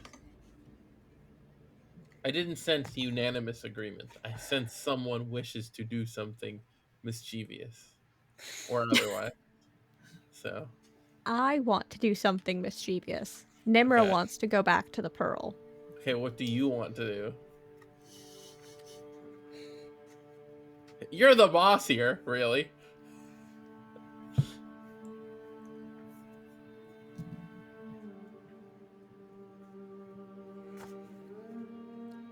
It would be funny to leave something behind temporarily for her to see. Who? Helena. You go back to her house? No, it would have been Okay. funny though. That was the mischief that would have been mischieved. A really ugly garden gnome. Yeah. You want me to go drop something off? Oh god, I forgot about him. She seemed like such a bitch, by the way. I sensed it. Your shoulders were like super tense back here. I can feel your your shoulder blades digging into the bag. She good? does tend to bring out the worst in every person she meets. Sounds like fun, honestly.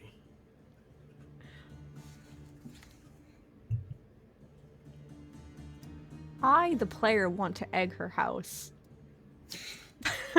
You have eggs. No. If only. Minor conjuration doesn't do that much.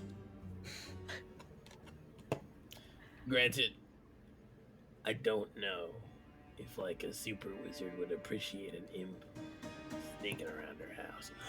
What if I snuck around her house? I bet she has like secret government documents in there. What if I went in? Okay, I'm actually tempted. Okay, wait a minute. Hold up. Above table. That is what devils do, is tempt you into sin. So, like, you know, I'm just saying. It could be useful information. Finding out more about their Shattengrod plans of the Cerberus Assembly would probably be actually helpful. Yeah. Scoot. Yes, boss.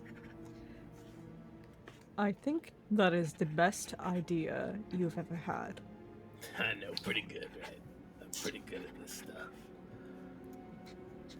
I'm sure it'll be dangerous, so stay stealthy, stay invisible. I'm unsure of what magic she might employ to keep her everything safe. Yeah, that's what I was talking about. I should be able to cast spells through you. So I'll... Oh, yo, we could, like, blow up her house. I'm not Plant sure a bomb in her house and blow it up later? I don't have the means to do that. Bombs, okay, no bombs. Can you, like... What is that thing wizards do where they, like, see stuff that's far away? Or, like... Can't you put, like, a little magic eyeball or something? Wait, what if I'm just a spider and I just stay in her house? You can spy on her whenever you... Wait, you can only do that at, like, a certain, like, 100 feet away. Never mind. I was gonna say I could be, like, a camera. I don't know what that is. Like a seeing eye in there. But I realized you have to be close to do that. I forgot. Like... Do you want me to spy on this lady? No, she could probably sense it. I'm kind of scared. I feel like... I get the read that she's not the type to just kind of zap me. I feel like she's gonna torture me for like 100 years if she catches me. Which doesn't sound great. I mean, I've probably had worse, but... I see no downsides. Hey, what do you mean? This was not said in character, but yeah.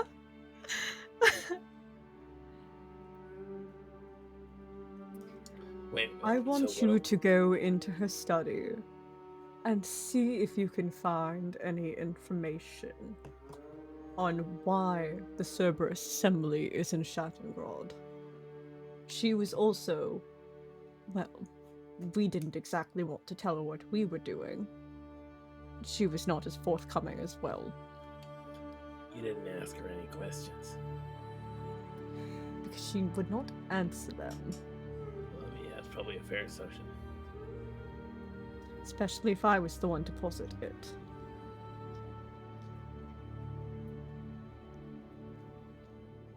Okay, so I'm looking for secrets about Shattengrod.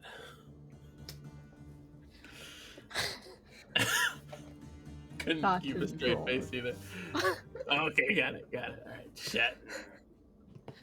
I need to look up how to spell that myself. It's S-H-A-T. I need to look that up. Okay. Nimra will spell it out loud. Okay. It is S-H-A-T-T-E-N-G-R-O-E.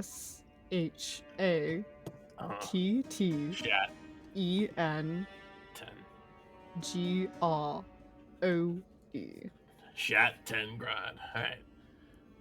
It's easy to remember. Shattengrods, you know? Sure. I will not judge you for your mnemonics. Alright, thank you. My what? Is that like... I don't think you're allowed to say that about people's mental capacity anymore. I think that's inappropriate.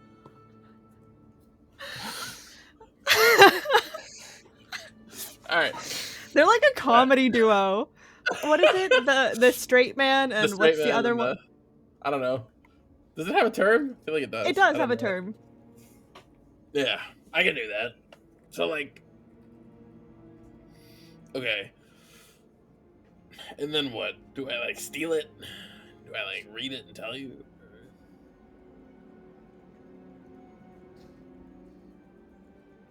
Stealing would probably raise some more flags. Okay. Oh, I don't know how much I trust Scoot to memorize anything.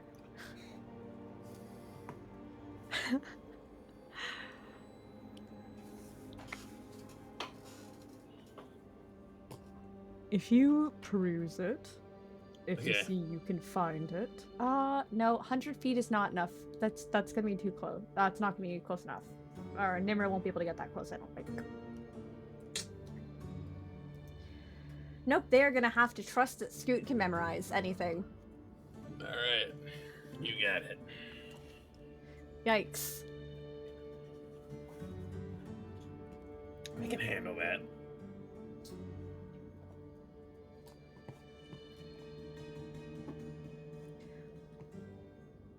Do I go now? Of course. What All right. else were you expecting? Just checking. And he was a spider the whole time, and he just into a raven. All right. I saw you poking around in this lady's place. I kind of dig the vibe. I'm stealing the look. You think it'll piss her off? I don't know. I don't care. And he'll fly off.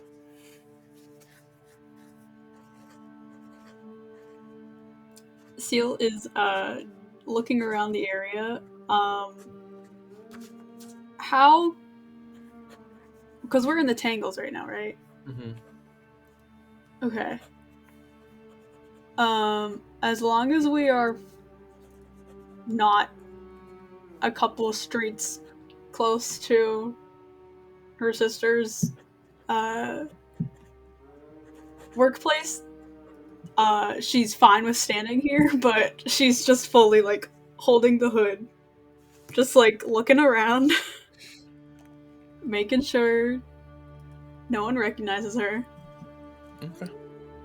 Are you keeping an eye out for anyone, or? Mostly her parents. Okay. But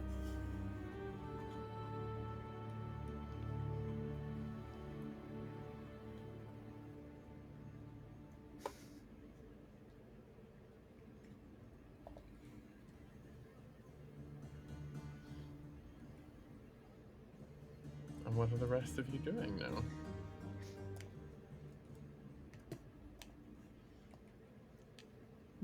Are we gonna go back? I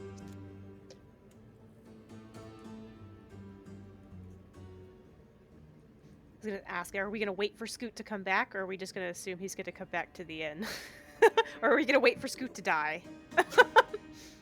That's what I'm banking on. Frankly, yeah. Nimmer's just gonna resummon Scoot when, if they don't feel Scoot poof out of existence, they're just gonna resummon him in like an hour or two. Okay. Oh, so in an hour or two, regardless of what happens, you're going to resummon him. Okay. Or whenever they leave. That's the assumption that I'm making. Okay. So then, yeah, are you returning to the inn in that next hour? Or are you waiting here? You're going back? Okay. I think you so. can I think return that's what we all wanted to do Yeah. anyways, right? Yeah. Okay. You can return. You've got the room. The rooms you took out. You can kind of congregate in a private space with each other and spend the time and give it some time. And here's what we're gonna do. Nimra, roll me.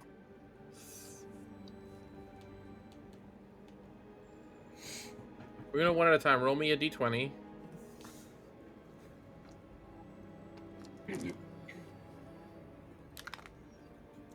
Three.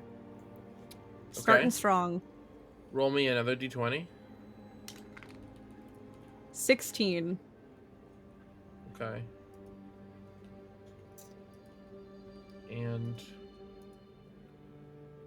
roll me one more. 2. It's okay. I'm getting the bad rolls out on Scoot. Keep all the So yeah, good over the ones for next Nimra. hour, you head back and you find some space and tend to some things. Maybe prepare yourself for the trip and check your rations now that you actually have to consider having food on the road and sort of preparing. Melancholy's been there for a bit. She's down at the bar right now, but she's just waiting for Joy to arrive and to meet her down there. And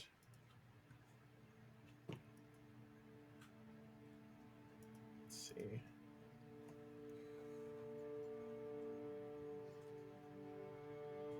I have to check something about your spell real quick. I don't. What does the wording say?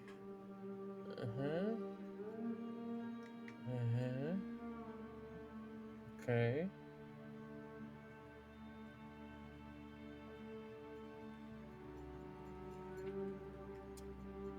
Does not say. I don't think. Okay. Which is gonna be fun. No, you don't Poor know what Scoot. I'm looking for. Ooh. Okay. So yeah, and you said at the top of the hour you would bring him back. That would technically involve sending him to the pocket dimension, and then you can make him reappear wherever you want. And just nearing that hour point, you're like, okay, I should probably prepare to summon him back.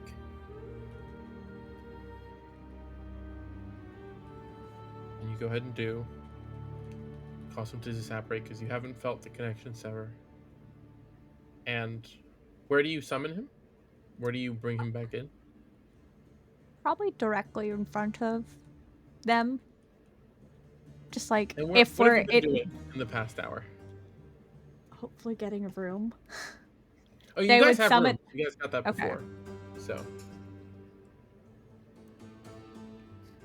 just to get a sense of your precise physical location is why I'm asking. We're gonna get a bomb back with us. Nice.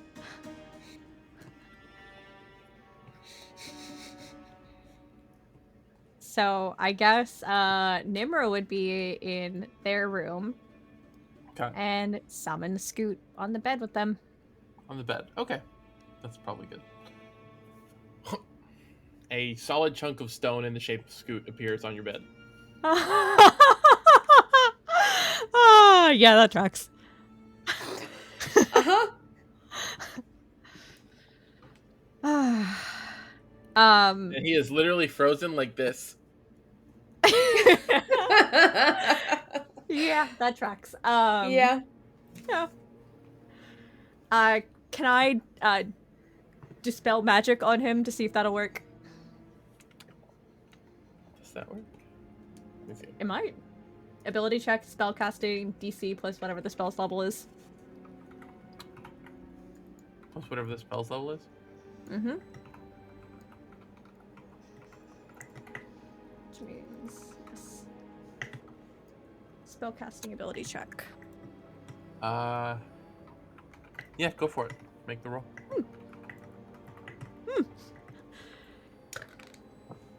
Okay.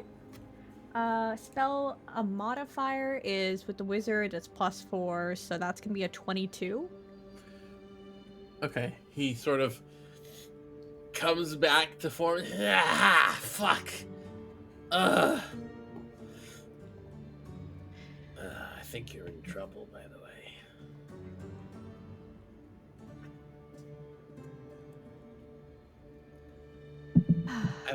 I was a nice little statue on her Sure. shelf for about 45 minutes. Well, I laugh. Nimra is going to sigh. Listen, I got in, no problem. I did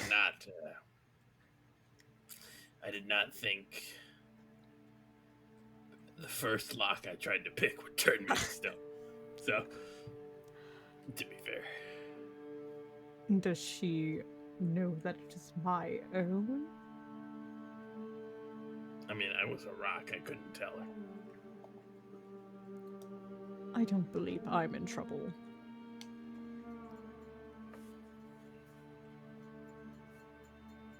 Unless she can cast Detect Thoughts on a stone construct.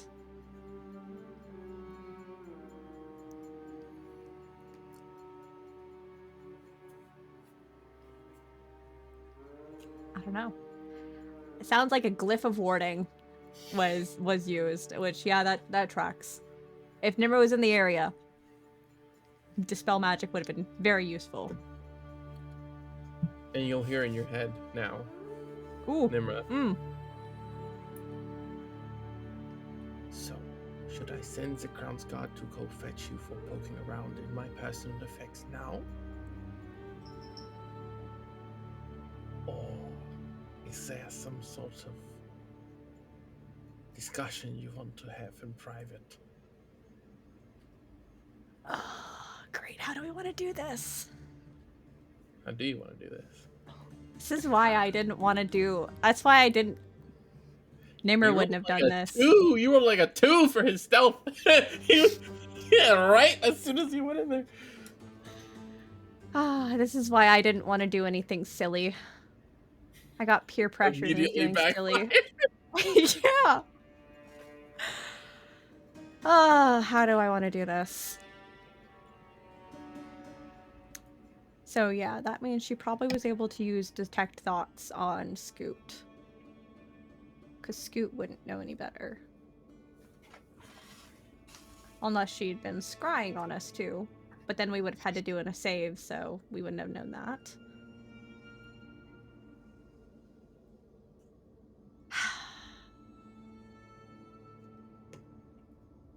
Nimra's gonna have to have a conversation. That is not gonna go well.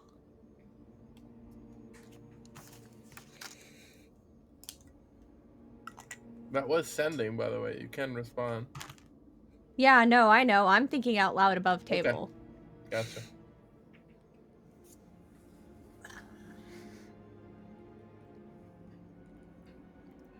Yeah, the fact that Nimra resummoned them, or resummoned Scoot, was probably way more suspicious.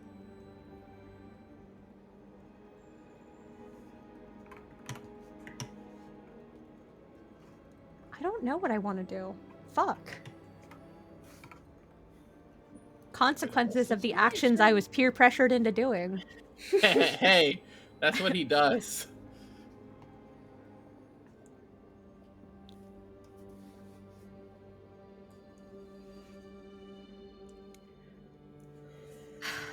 Nimra is going to probably excuse himself. Say to the group that, no, they're in their room, so they wouldn't know. What happened? You look concerned. Well, she knows it was you. Oh. My bad.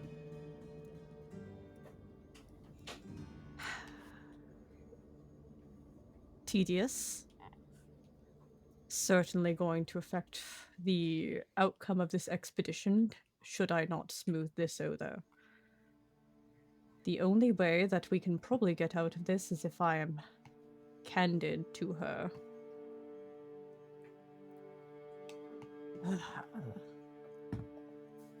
And they will respond in their head. A conversation would not be remiss. I will be as candid as I can.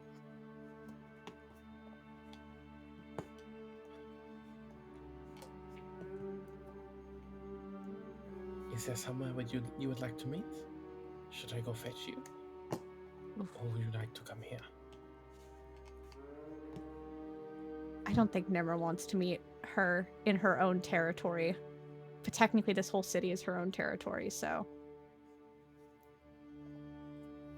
Is there anywhere close to the inn that seems to be some sort of eatery? Or Yeah, is the for inn a sure. good recommendation for an eatery? Yeah, there's plenty of restaurants in the Tingles for sure. You could find one without much issue. Or you could just literally go downstairs.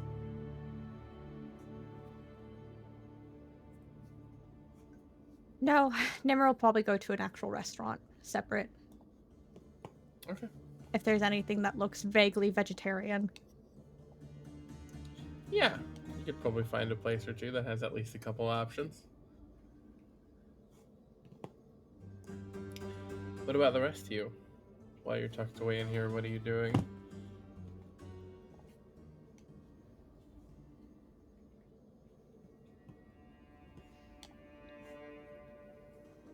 Huxley probably got dinner. Fair. hang out Yeah, with I Melancholy, get some dinner and drinks. Yep. Yeah, I think She's happy to hang out with you guys. She'll try to get you drunk. Sorry, go ahead. Huxley will get drunk. We'll do that. I think Seal. I don't know. It would be dumb of her to stay in the main room of the tavern, but also she doesn't want to be alone. So I think she'd probably just continue doing the same thing. I think she'd just like try to keep it down and keep herself kind of covered and watching, but still trying to have a good time. Okay. Yeah, as soon as you guys are engaging downstairs, she's Melancholy's immediately like, okay, is this like pre-game, like before we go somewhere? Are we like, I can order rounds, and like we can just go. It's like after dark already, so it's allowed. I mean, for the safety of humanity, I was gonna go to bed after I got drunk, which is usually what I end up doing. Nice. Drunk, Player? and then I sleep. Oh, that's fair. Yeah, because I can't really do much afterwards. That's so real. I'm sorry to hear that though. My grandfather, though, when he gets drunk, it's exciting. I think you would like him. Do I look like someone who hangs out with old people? I mean, No, honestly, based on how the rest of you behave, it kind of does feel that way. I mean, you just seem like someone who likes to have a good time and not go to True. sleep after you get drunk. This is true. It sort of just keeps me going. I don't really get tired like that after that, so that's valid. All right, I'm gonna start us with 2 each, and she'll put down a bit of money and ask Melancholy. the bartender for 2 rounds. Yes. Are you not gonna engage? Are you a spoil sport, a party pooper?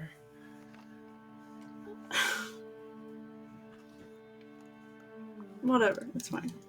Yeah, it's fine. All right, let's do it. And she'll start ordering around and passing out drinks as soon as they're ready and peer pressuring you guys. And very quickly and swiftly engaging in bad behavior as should be expected at this point. And number for your part as you wander out and start looking for a place. It's not too far. It's not too hard to find. There are a number of sort of small places that are nearby that are just restaurants specifically, rather than the food and bed that you are all accustomed to eating at this point. And probably closest by, you've got a little place called the Lantern's Glow, which is a small, kind of quaint little bistro that sort of dimly glows and sort of based on like there's like how to describe it, like a grill, like a sort of piece of metal over the window that when the light shines through it sort of projects a small like lantern shaped light on the ground outside. It's a nice little place, maybe a couple blocks from the Pearl where you guys are staying,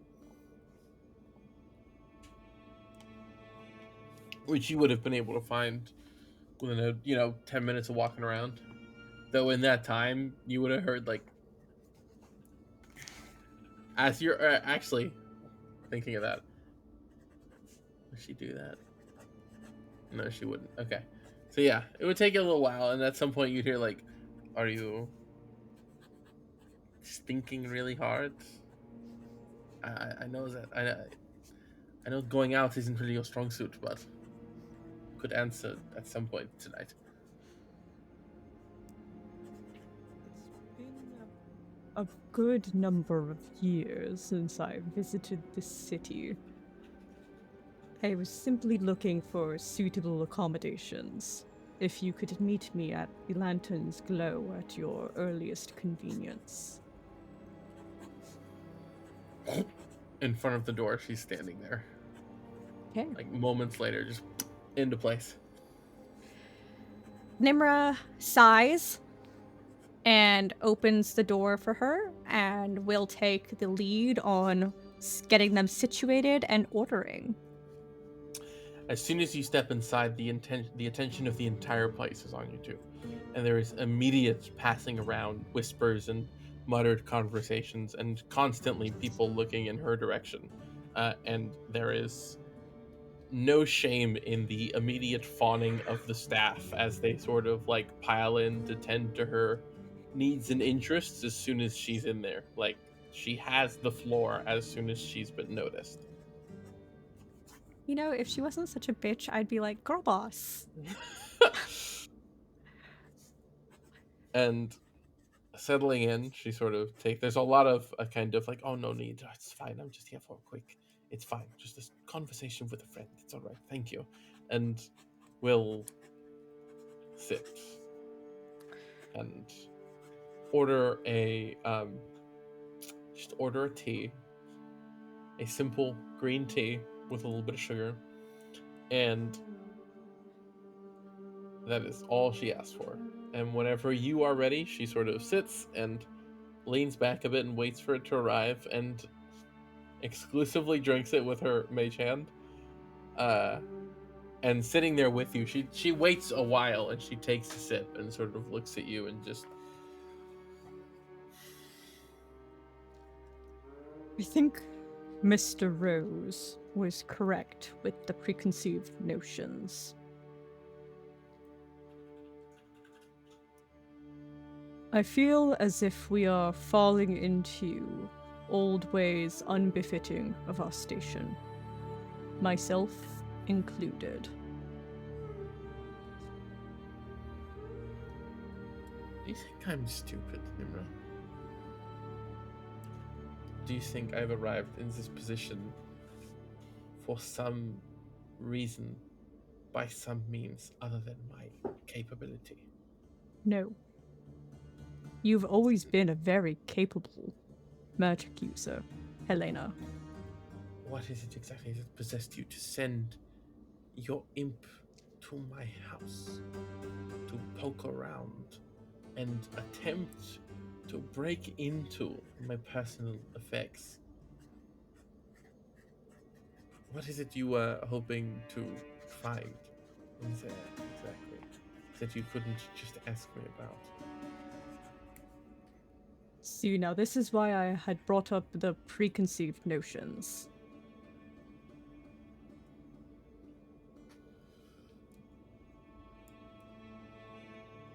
I did not feel as if we, due to our history, I'm not the best with emotions. I have noticed your behavior over years. And I have acted in kind. That has soured, again, behavior befitting of my station. So I will answer candidly this time. So long as you do the same. I did not ask questions during our meeting because I did not feel as if you would answer them. And I acted on the assumption, with the preconceived notions, our youth. Well, I wouldn't say youth. We were both not young'uns then, but you hopefully understand what I'm getting at. I'm not the best with my words when it comes to emotions and of matters concerning the sort. There are many things I cannot speak about due to contracts stopping me from doing so. And there are many lives at risk for the work that we are looking for.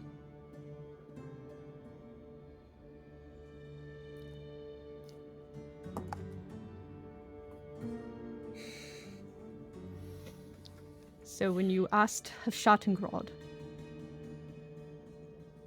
if I tell you what I am saying, I would hope that you would... I'm trusting you with this information. I would hope that you would, in turn, trust me with your own. Moving past this as people befitting our station, as I have My failed to act in station. the past. My current station.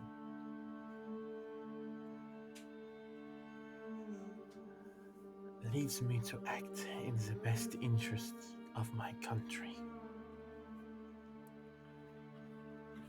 I was not exaggerating when I said that I act on concerns of national security and on the security with regards to the security of this empire and of our own academic pursuits in that city. You are right to assume that I would not have shared much. Although that depends on the sort of question you ask. But that does not mean I am acting nefariously or with some sort of ulterior motive. I simply have my job to do, and a way that I do it.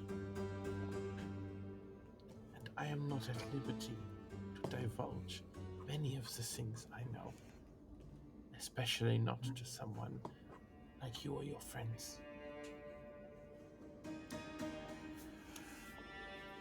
That said, I must advise you to tread carefully in this city. You are not from here. And with everything happening lately, many are becoming much more paranoid about the company they keep. I understand your inhibitions. I understand your lack of trust for me, considering our history, but you know nothing of the work I do here. And you know nothing of why I'm here. Which is why I was trying to ask. I wasn't simply trying to get in your business because I don't like you. That is a place that, like I said, is dangerous. And is a place we have been excavating for some time. And in light of recent events, here, I'll make it simple. You're not from here. Are you aware that mere months ago, we negotiated the end of a war with a nation to the east that broke out because of something? And she stops and she looks around a moment, and because of something we found in Shattengrod. Would Nimmer know? Roll a history check. Okay. 29.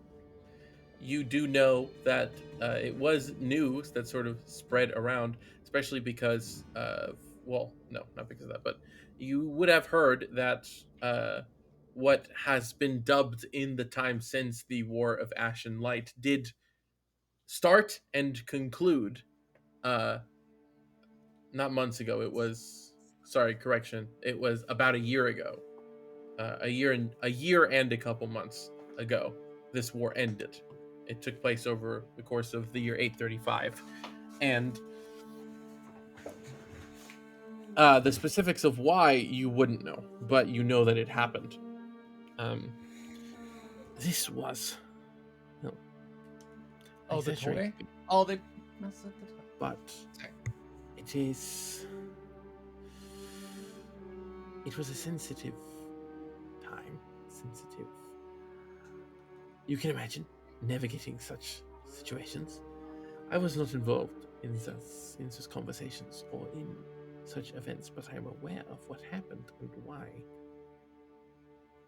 Suffice to say that the Assembly is very careful with places like Shattengrod, with things like that that are under our control. Truthfully speaking, and it brings me great shame to admit as much,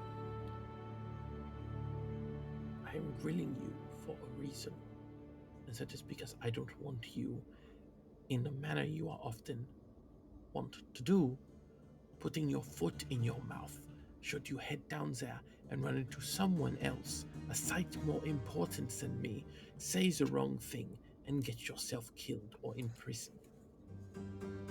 If you wander into that place and run into the Martinet, if you walk down to that place and run in and we get unlucky and another member of the Assembly is another Ikathon, you will not get back out of there if you say the wrong thing. Things are dangerous right now. The Assembly is on a fine line. My position here is one I am holding very cautiously and very preciously, and I am looking out for you. Thank you for clarifying.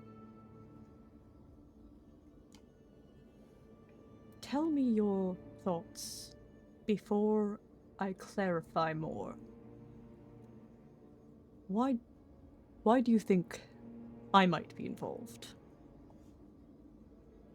Do you have any suspicions?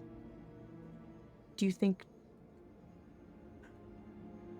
You know my expertise. Yes, and I imagine the little tiefling you went to dinner with is a devil, because I'm not a fool. And you speak of contracts and the like.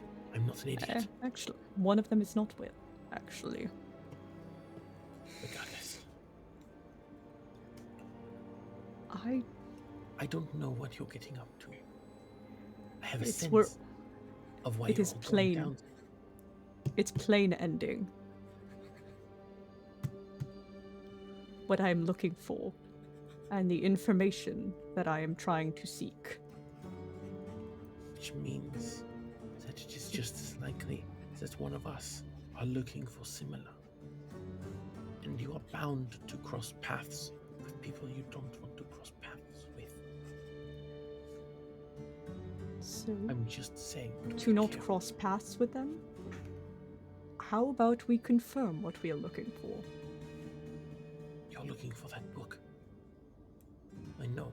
I pried into your little friend's mind. She's not good at hiding anything, really.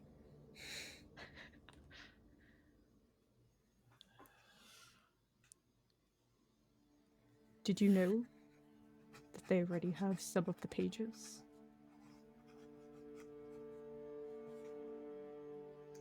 I'm presuming that this all has to do with the scrolls that she was thinking about before you think wrong about where I got that information. No, I could assume. Look, none of this is my business, nor my concern. My concern is who you run into, what you say to them, and what you bring back out of that place when you come out. I'm not going to step on your toes here, but you must assure me that you won't bring a headache to my doorstep when you come back out. I'm going to get questioned about this. I had to step in and make sure I was the one to speak to you all. Because if it was not me, it would have been the Martinet, and that is not a man you want to mess with right now.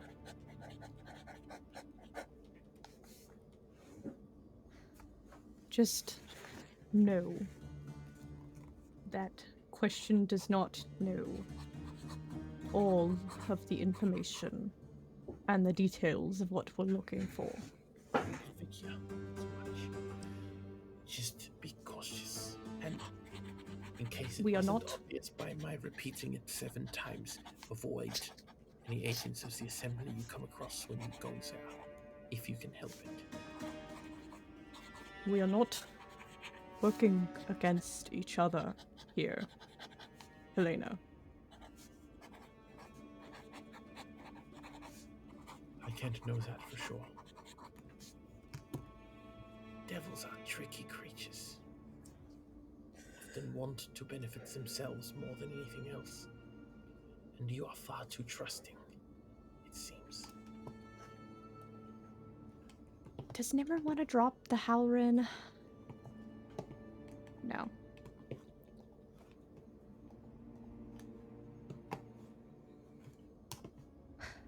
I have reliable information from a non-devil source.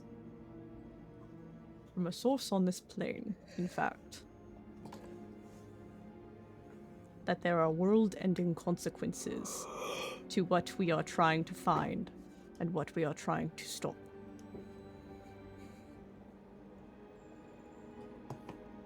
This is a matter of security for your country as well, and I respect that you are looking out for yourself. What we are doing and trying to prevent is making sure that you do not get more world-ending consequences in front of you.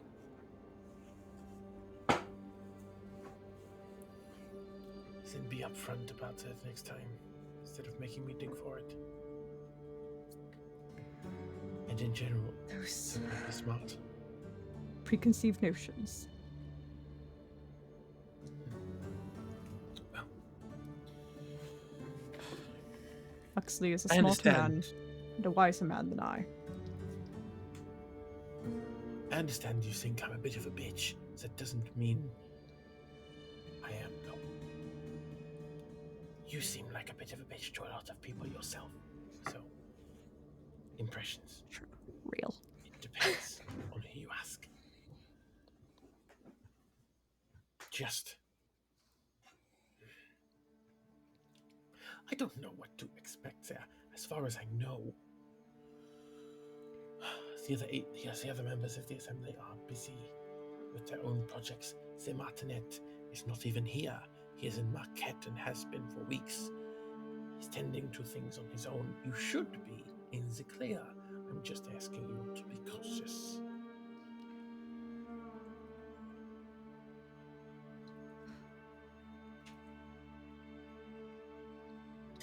It's so funny because Nimmer's not even the one that probably needs to be the most cautious. We definitely have some other people in the party that are a little bit more talkative. Yeah. Oh, that'll be fun. And I appreciate the warning. Forgive me for not heeding it earlier. It is on my own.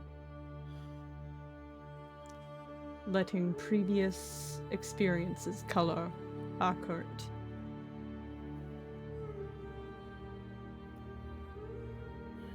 I am too old to continue holding past petty grudges I have found. I'm sorry, Helena. Sometimes a grudge is good. It motivates you. I don't wish for worry. fame. If I you just kept wish for making- answers. If you kept pissing me off, I would have offered you a position as like my sidekick. It would have been fun. I need an assistant. You do know that's not nearly the slight that you think it is. No? Do not look at me and tell me you wouldn't have been deeply offended at being second fiddle to me. So long as I would have gotten answers to my questions. Of course not. I'm not in this for fame. Why do you think I retired from my tenure? Neither am I. That welcome I got was not because they know who I am. It is because of some mark I bear on my robes.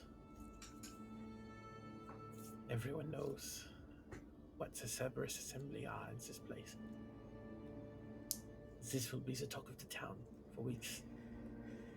We don't often make public appearances, but I'm new to this, so I'm sure I'm going to get questions, but I'm hoping they're a bit busy. I So then, must. do you want a cover story? No, Old friends? not at all. I'm not afraid of them.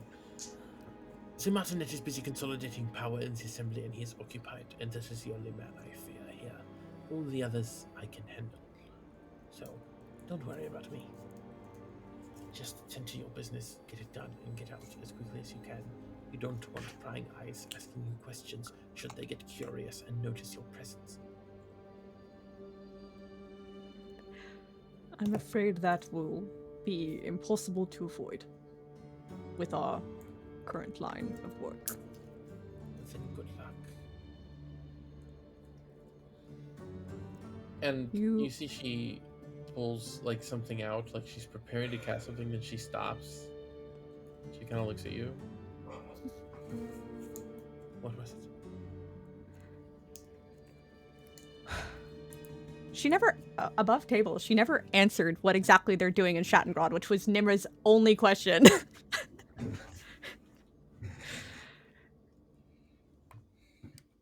You never responded. And I never answered your question. I'm willing to give you one candid response should you answer my own. What is your question? What are you trying to find? While you were in Shattengrod, your assembly members, that is. She looks out the window for a bit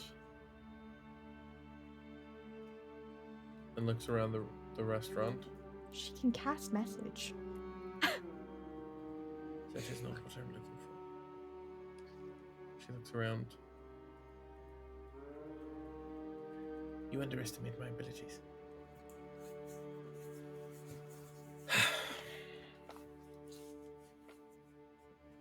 If you want to know a bit about what we're looking for, then do yourself a favor and branch out into other forms of study, other schools of magic. Outside of conjuration, you might learn a thing or two. It is said that the hot new They thing happen. right now. It is said the hot new thing right now is dunamancy. And I would suggest you explore the subject. As for me, and she pulls together a couple things and prepares to cast a spell again, what she was going to do. She looks at you, she's, since I get a candid answer out of you now. And she stops, so she's clearly thinking for a moment.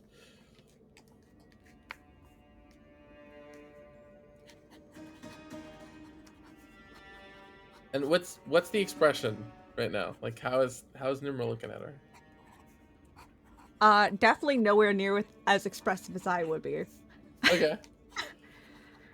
Nimrod's probably looking relatively serious. Kind of stone-faced. Gotcha. Imploring, almost. Just like...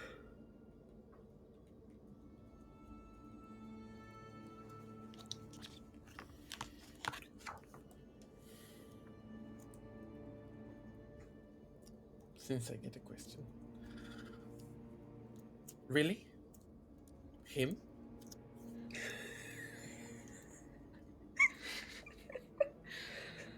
What? could have Happened just... I'll... 4 or 5 decades, and that is what comes out the other side. What can I say? you want an honest answer, ask me that again with a message.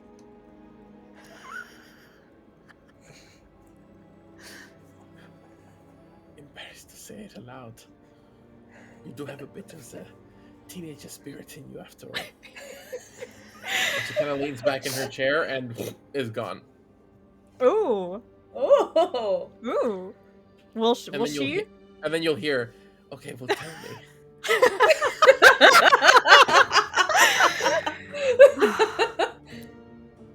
Oh, Nimr is going to be honest with this. This is going to be awesome. There's not many higher places to aim.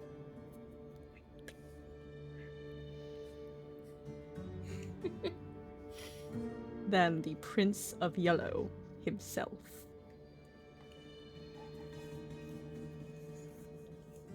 Look into the disappearance of Ruidus Born. I reacted too hard. Sorry, keep going. No, that's it. They're ending it. Okay. Oh, wait, no. Maybe I'll end it off with saying, thank you, Helena. That's crazy.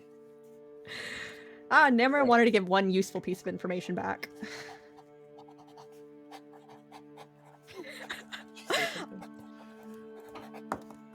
No. All right.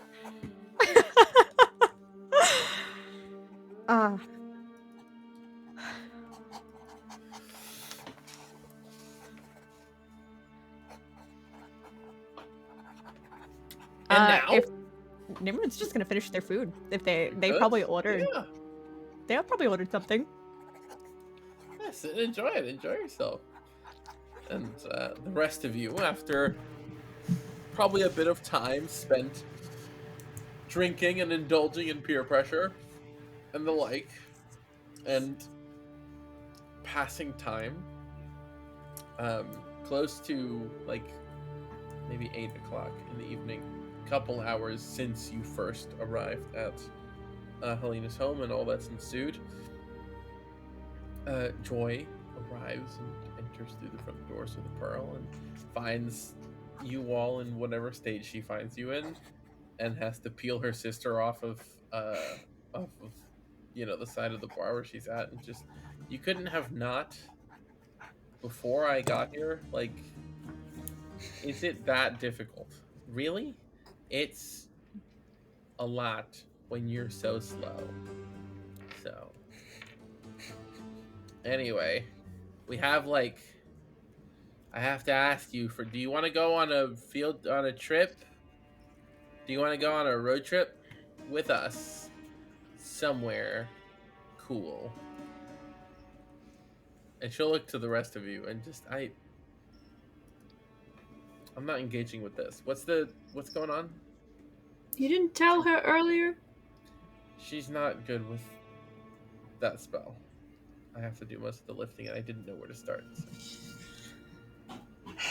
We're going to Shattengrod. Oh. Okay. And I'm coming with? Why?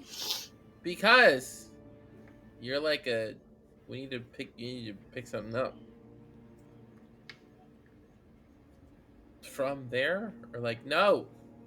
Tell her what is the deal. What's happening? We have dangerous cargo. Okay. And Gilmore is making protection. Okay. We don't have time to waste. Oh, okay. So I'm gonna take your thing back to him or whatever at some point, something like that. Yes. Okay. I'm going to sit you in the corner and cast silence on you, and you're gonna sit there and time out if you don't stop talking. Okay. I mean, how long am I sticking around for? It's 2 days. 2 days. Okay. Is that tomorrow's the first and the day after is the second, or starting from tomorrow? Yeah. Okay. I can do that. Sure. I don't got none over the next couple days. Any later, I probably can't, but I can do that. Thanks. That actually saves us a huge amount of trouble. Cool. Sweet. Glad to be helpful. I'm gonna not be here. Do you have a room? Here. She shoves the key in her face. Just okay. All right. Okay. Thank you. I guess I'll be up there since I'm already here. All right. And she'll go upstairs.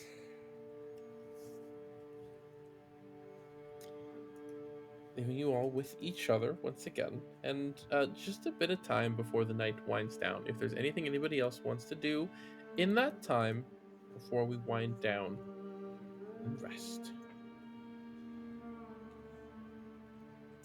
You said it's been a couple hours. Mm-hmm. So it's like, what time of day would that be? It's like close to 8:30. Okay.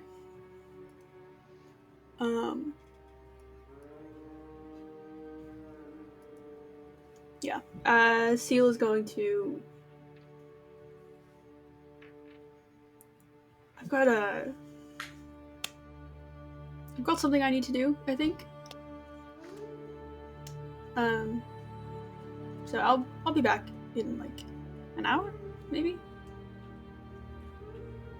You want some company?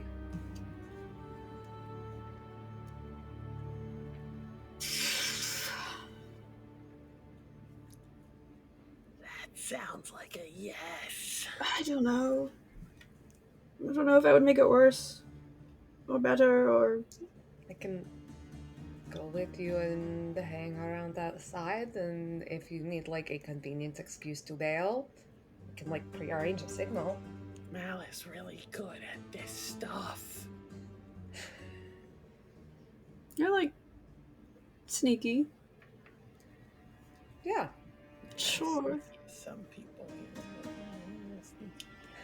I didn't see you request to join, so. I'm just saying. Did you want to join? If we're making it a group thing, you can come. I'm too drunk. I shouldn't do that. I will make it worse. I'm not going to say I told you so. Hey. So, sure. Alright. Yeah. Let's go, I guess. And Seal is gonna start leading them towards the garment district. Okay. Yeah. Head out and make your way there. Huxley! It's just me and you! Huckster! yes. The Huxmeister! The fuck. I ran out I way don't have faster any. than I thought. Yeah, my The name Big doesn't Rose! That sounds weird. I don't You think got I like the- that one. You got the jug? You got the jug? You wanna go upstairs and just fucking empty that jug out? Oh, I thought, for a second, I forgot I had a jug of. No, I thought we were talking about. And I was like, nope, I am what? a man. Oh, jugs? No, I got those. If you Okay. weren't married, I'd show you. Let's go get drunker. You'll kind of like. All right, why not? Sort of like You're going. take your arm. Come on, buddy. Do it. Don't worry. She like looks at the bartender. I am taking the problem out of the public eye. And she Yep, I'm the problem. That's me. I meant me, but we're both the problem, and we will. Well, then I'm be taking worse. the problem. You're taking the okay. problem. You're not taking me nowhere. You're married. Oh, all right, let's go. That's right.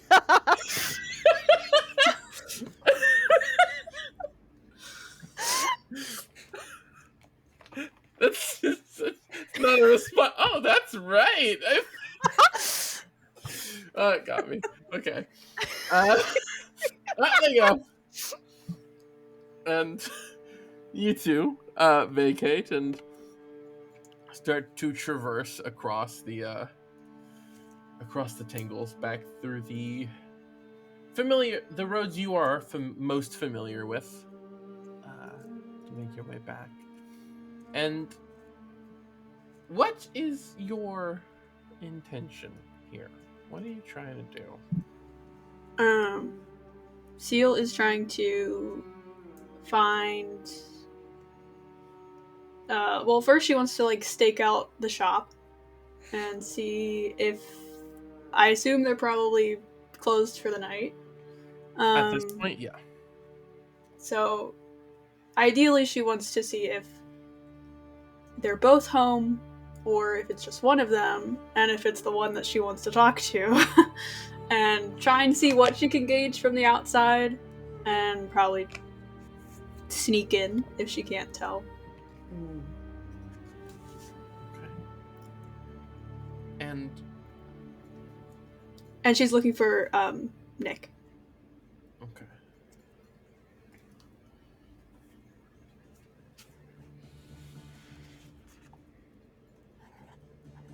Let's see.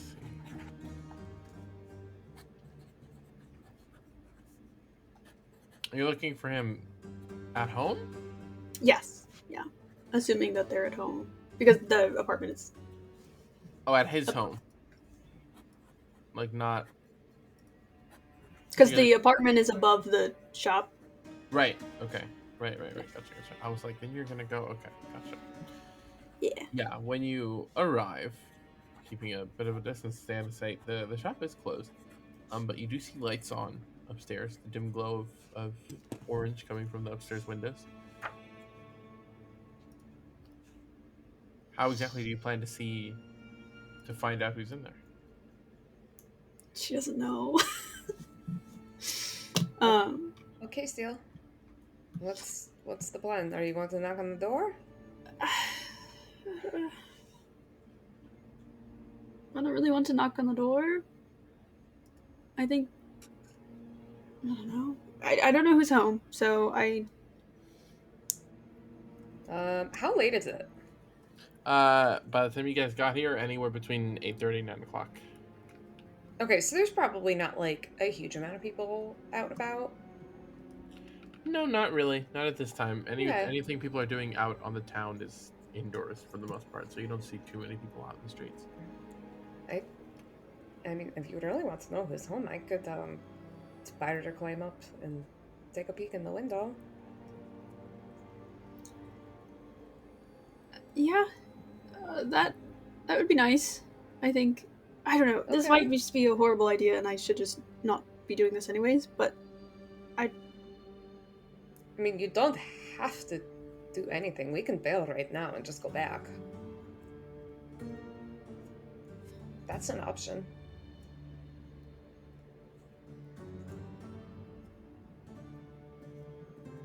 But I don't think I. But you can. want to, right? Yeah. I will cast Spider Climb. And head up the wall to see if I can get a look. Who am I looking for? There's probably two people. I want to talk to the human. Got it. Yeah, I climb up and I try to very subtly take a peek and see if I can see anybody inside. Make a stealth check and a perception check, please.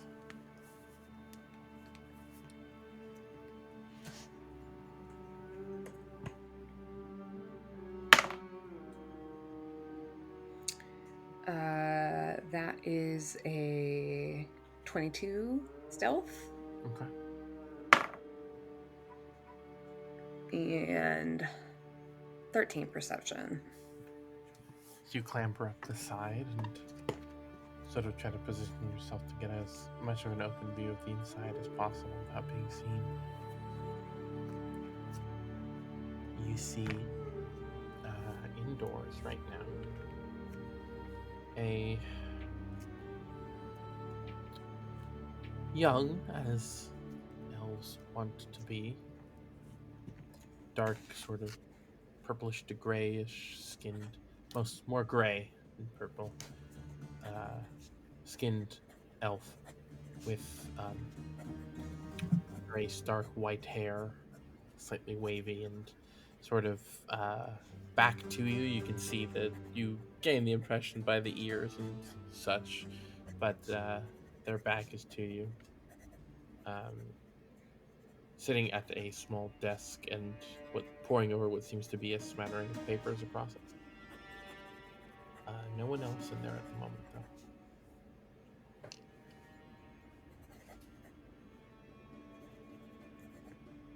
though. I'll wait just a moment.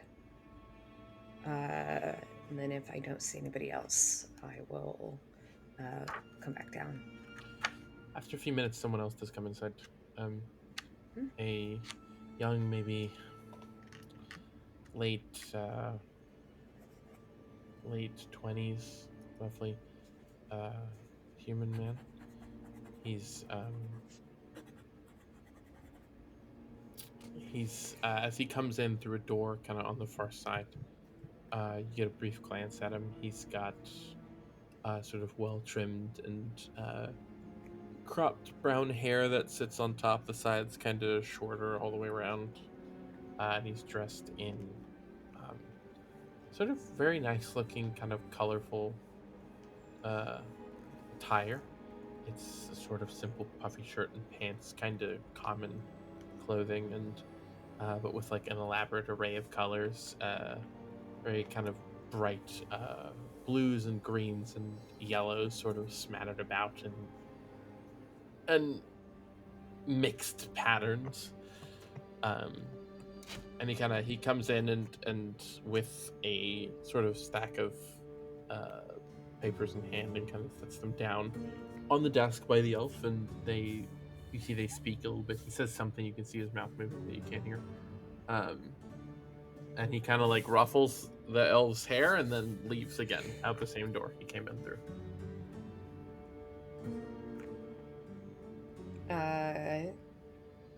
Yeah, I head down. Yeah, looks like there's two people home. An elf and a human. How did they look? Did they look like... I don't know. They seemed okay. Just living their life, I guess. I didn't watch very long.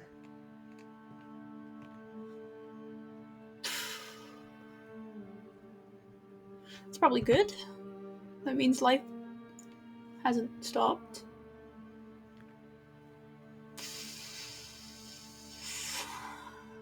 I really wanted him to be alone. I don't want to talk to him.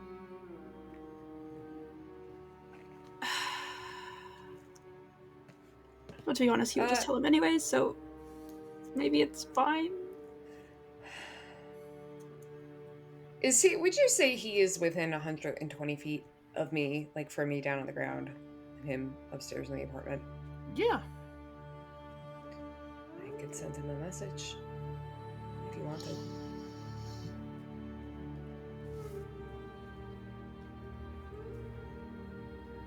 Oh gosh.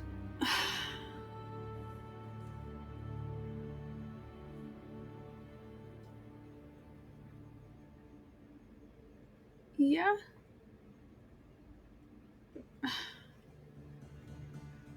I don't know what I'm doing.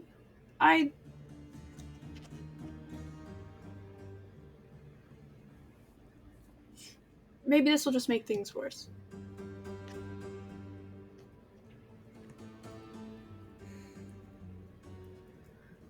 But... Sure, yes, please.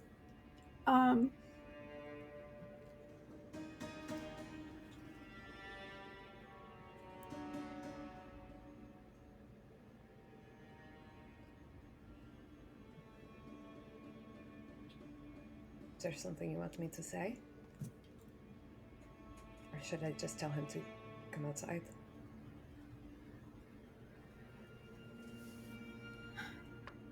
I want to let someone know that I'm alright. And I think he would make not the biggest fuss about it, so he's the one to tell. Okay.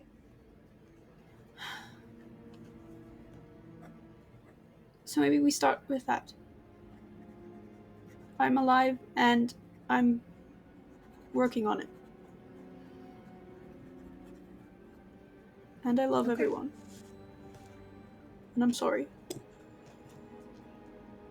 I hold up my hand. I wiggle my fingers at you a little bit. Take it. And I'll cast message. Okay. Hey, don't freak out. Be quiet. Celiana's alive. She's working on it. And she loves everybody.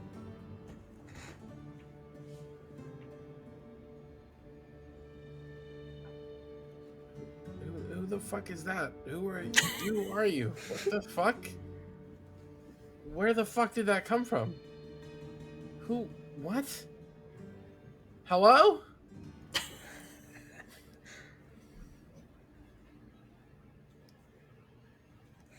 And now you can faintly hear from downstairs, hello? Like muffled. I grab Seal by the hand I'm holding, and I pull her with me into the shadows. And you'll see, make perception checks, both of you. Okay.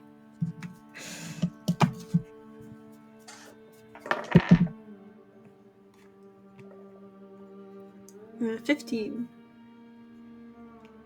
10. Seal, you can see in the window that is the door to the upstairs section, the curtain kind of parts, and you see both their faces looking outside through the door, and then Nick and then the curtain closes.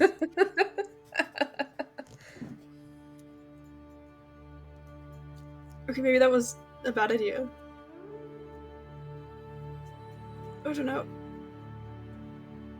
Do you think they got it? Do you think it was just do you think I need to tell them? I think they got it. Do I need to go talk to them? Or do they, I don't know. Do you want to go talk to them? I don't know.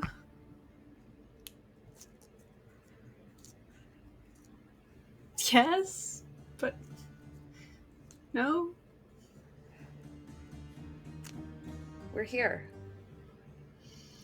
Now's the time, if you want.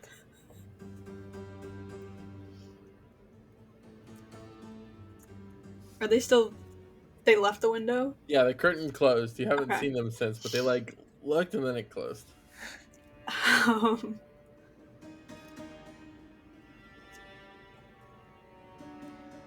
Okay. You're right.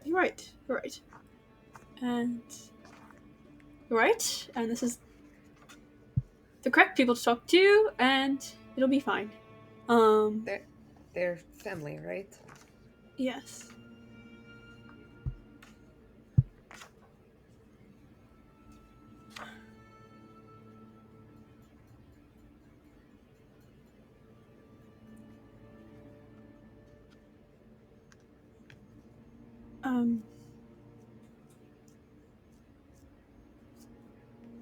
Do you come with me? Yeah. I squeeze her hand. Thank you. Okay, let's do it. She'll start walking up to the door. Okay. The door's there.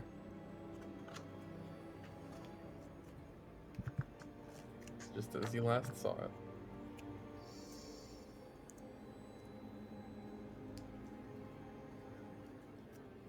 Okay, and then she just Right knocks. as you go to knock, the curtain and Nick and it closes, and you knock because you were already mid motion, and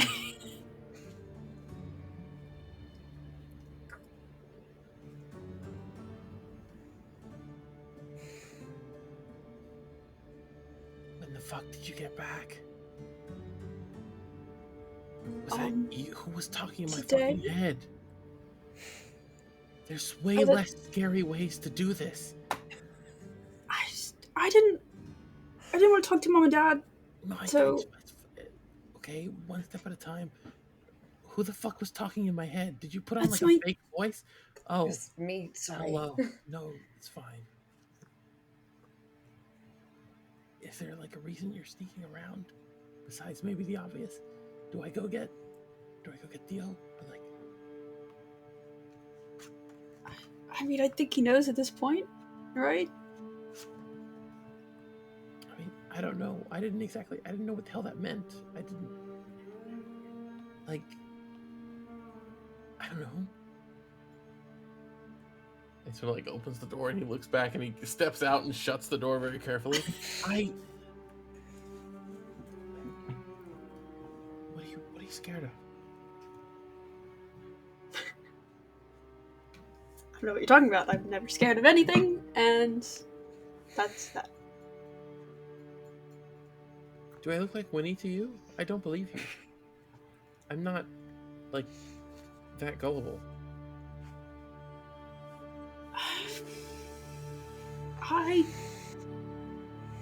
I wanted... Well, I left, and I wanted to make sure that life didn't end. But that sounds really horrible now that I say that. But I don't... You all deserve to know that I am okay. Okay. And I miss you all so much, and I don't really know what I'm doing, but I am doing it anyways, and, So, why don't you talk to everyone then? because you know how they are, that's... Mom and Dad are gonna make me stay. And then... Liana. Yeah, life didn't stop because we had to feed ourselves and stuff, but your mom's life has stopped. She hasn't left the house since you left. She thinks both her kids are dead. She won't listen to any of us and insisting that you're probably fine. Like, you need to talk to her. Like, who gives a fuck about Theo right now? That's not that important. Like, that's not the priority right now. Everybody is worried sick, but we're also pretty good at convincing each other that, like, it'll probably be fine. But that was a lot to happen in quick succession.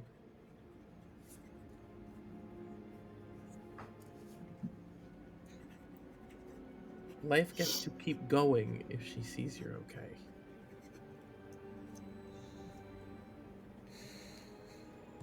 So that's a place to start, I think.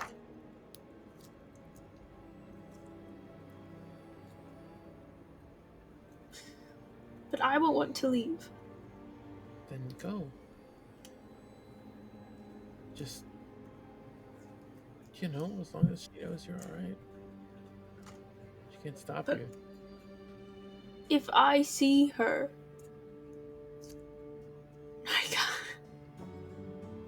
can't leave. Can't leave her like that.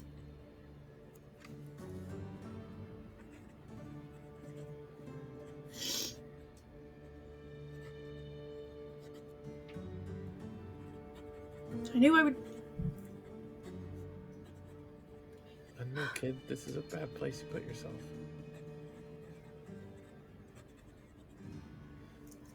But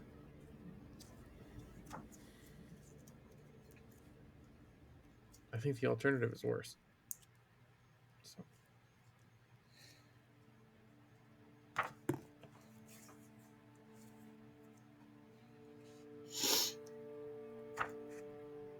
just whatever you do, you cannot go to anyone else in the family first. That will not sit well with her, probably. She will be very upset if you didn't go to her first. So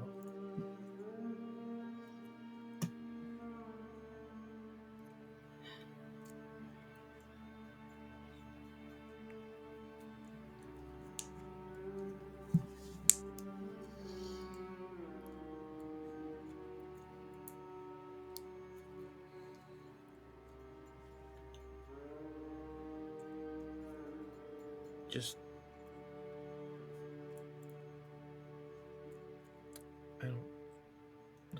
I don't know. This isn't my area of expertise here. But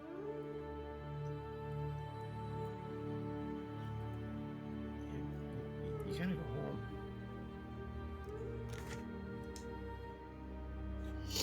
You gotta go home. You gotta talk to your mom.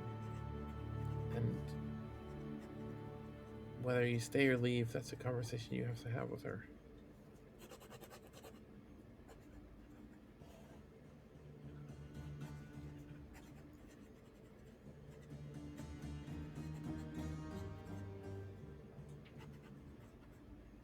Like, both her kids dropped off the face of the earth, and it's been months since she's seen you. Like,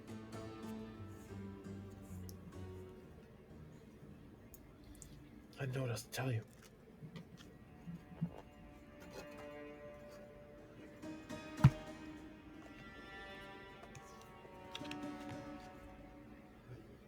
I know I'm not good at this, and I know that There's no being good at this. You just gotta do it. This isn't exactly a normal situation you can, like, train to be good at.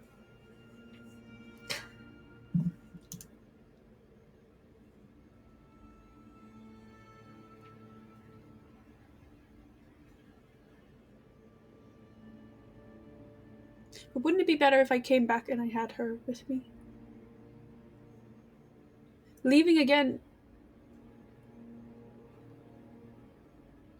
just make it worse. Maybe. But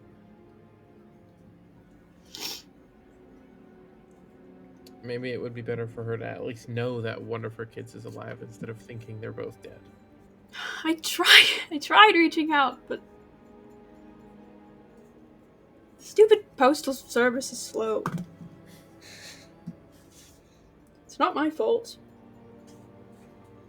I'm not magically gifted, so... What do you mean? You get here faster than a letter? Where did you send the letter from? That doesn't matter. I just... Look, if... I don't know. If you need help figuring it out, you need time. Do you want to come in?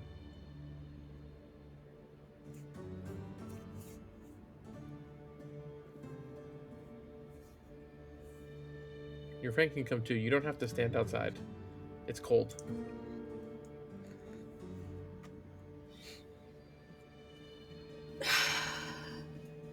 Sure.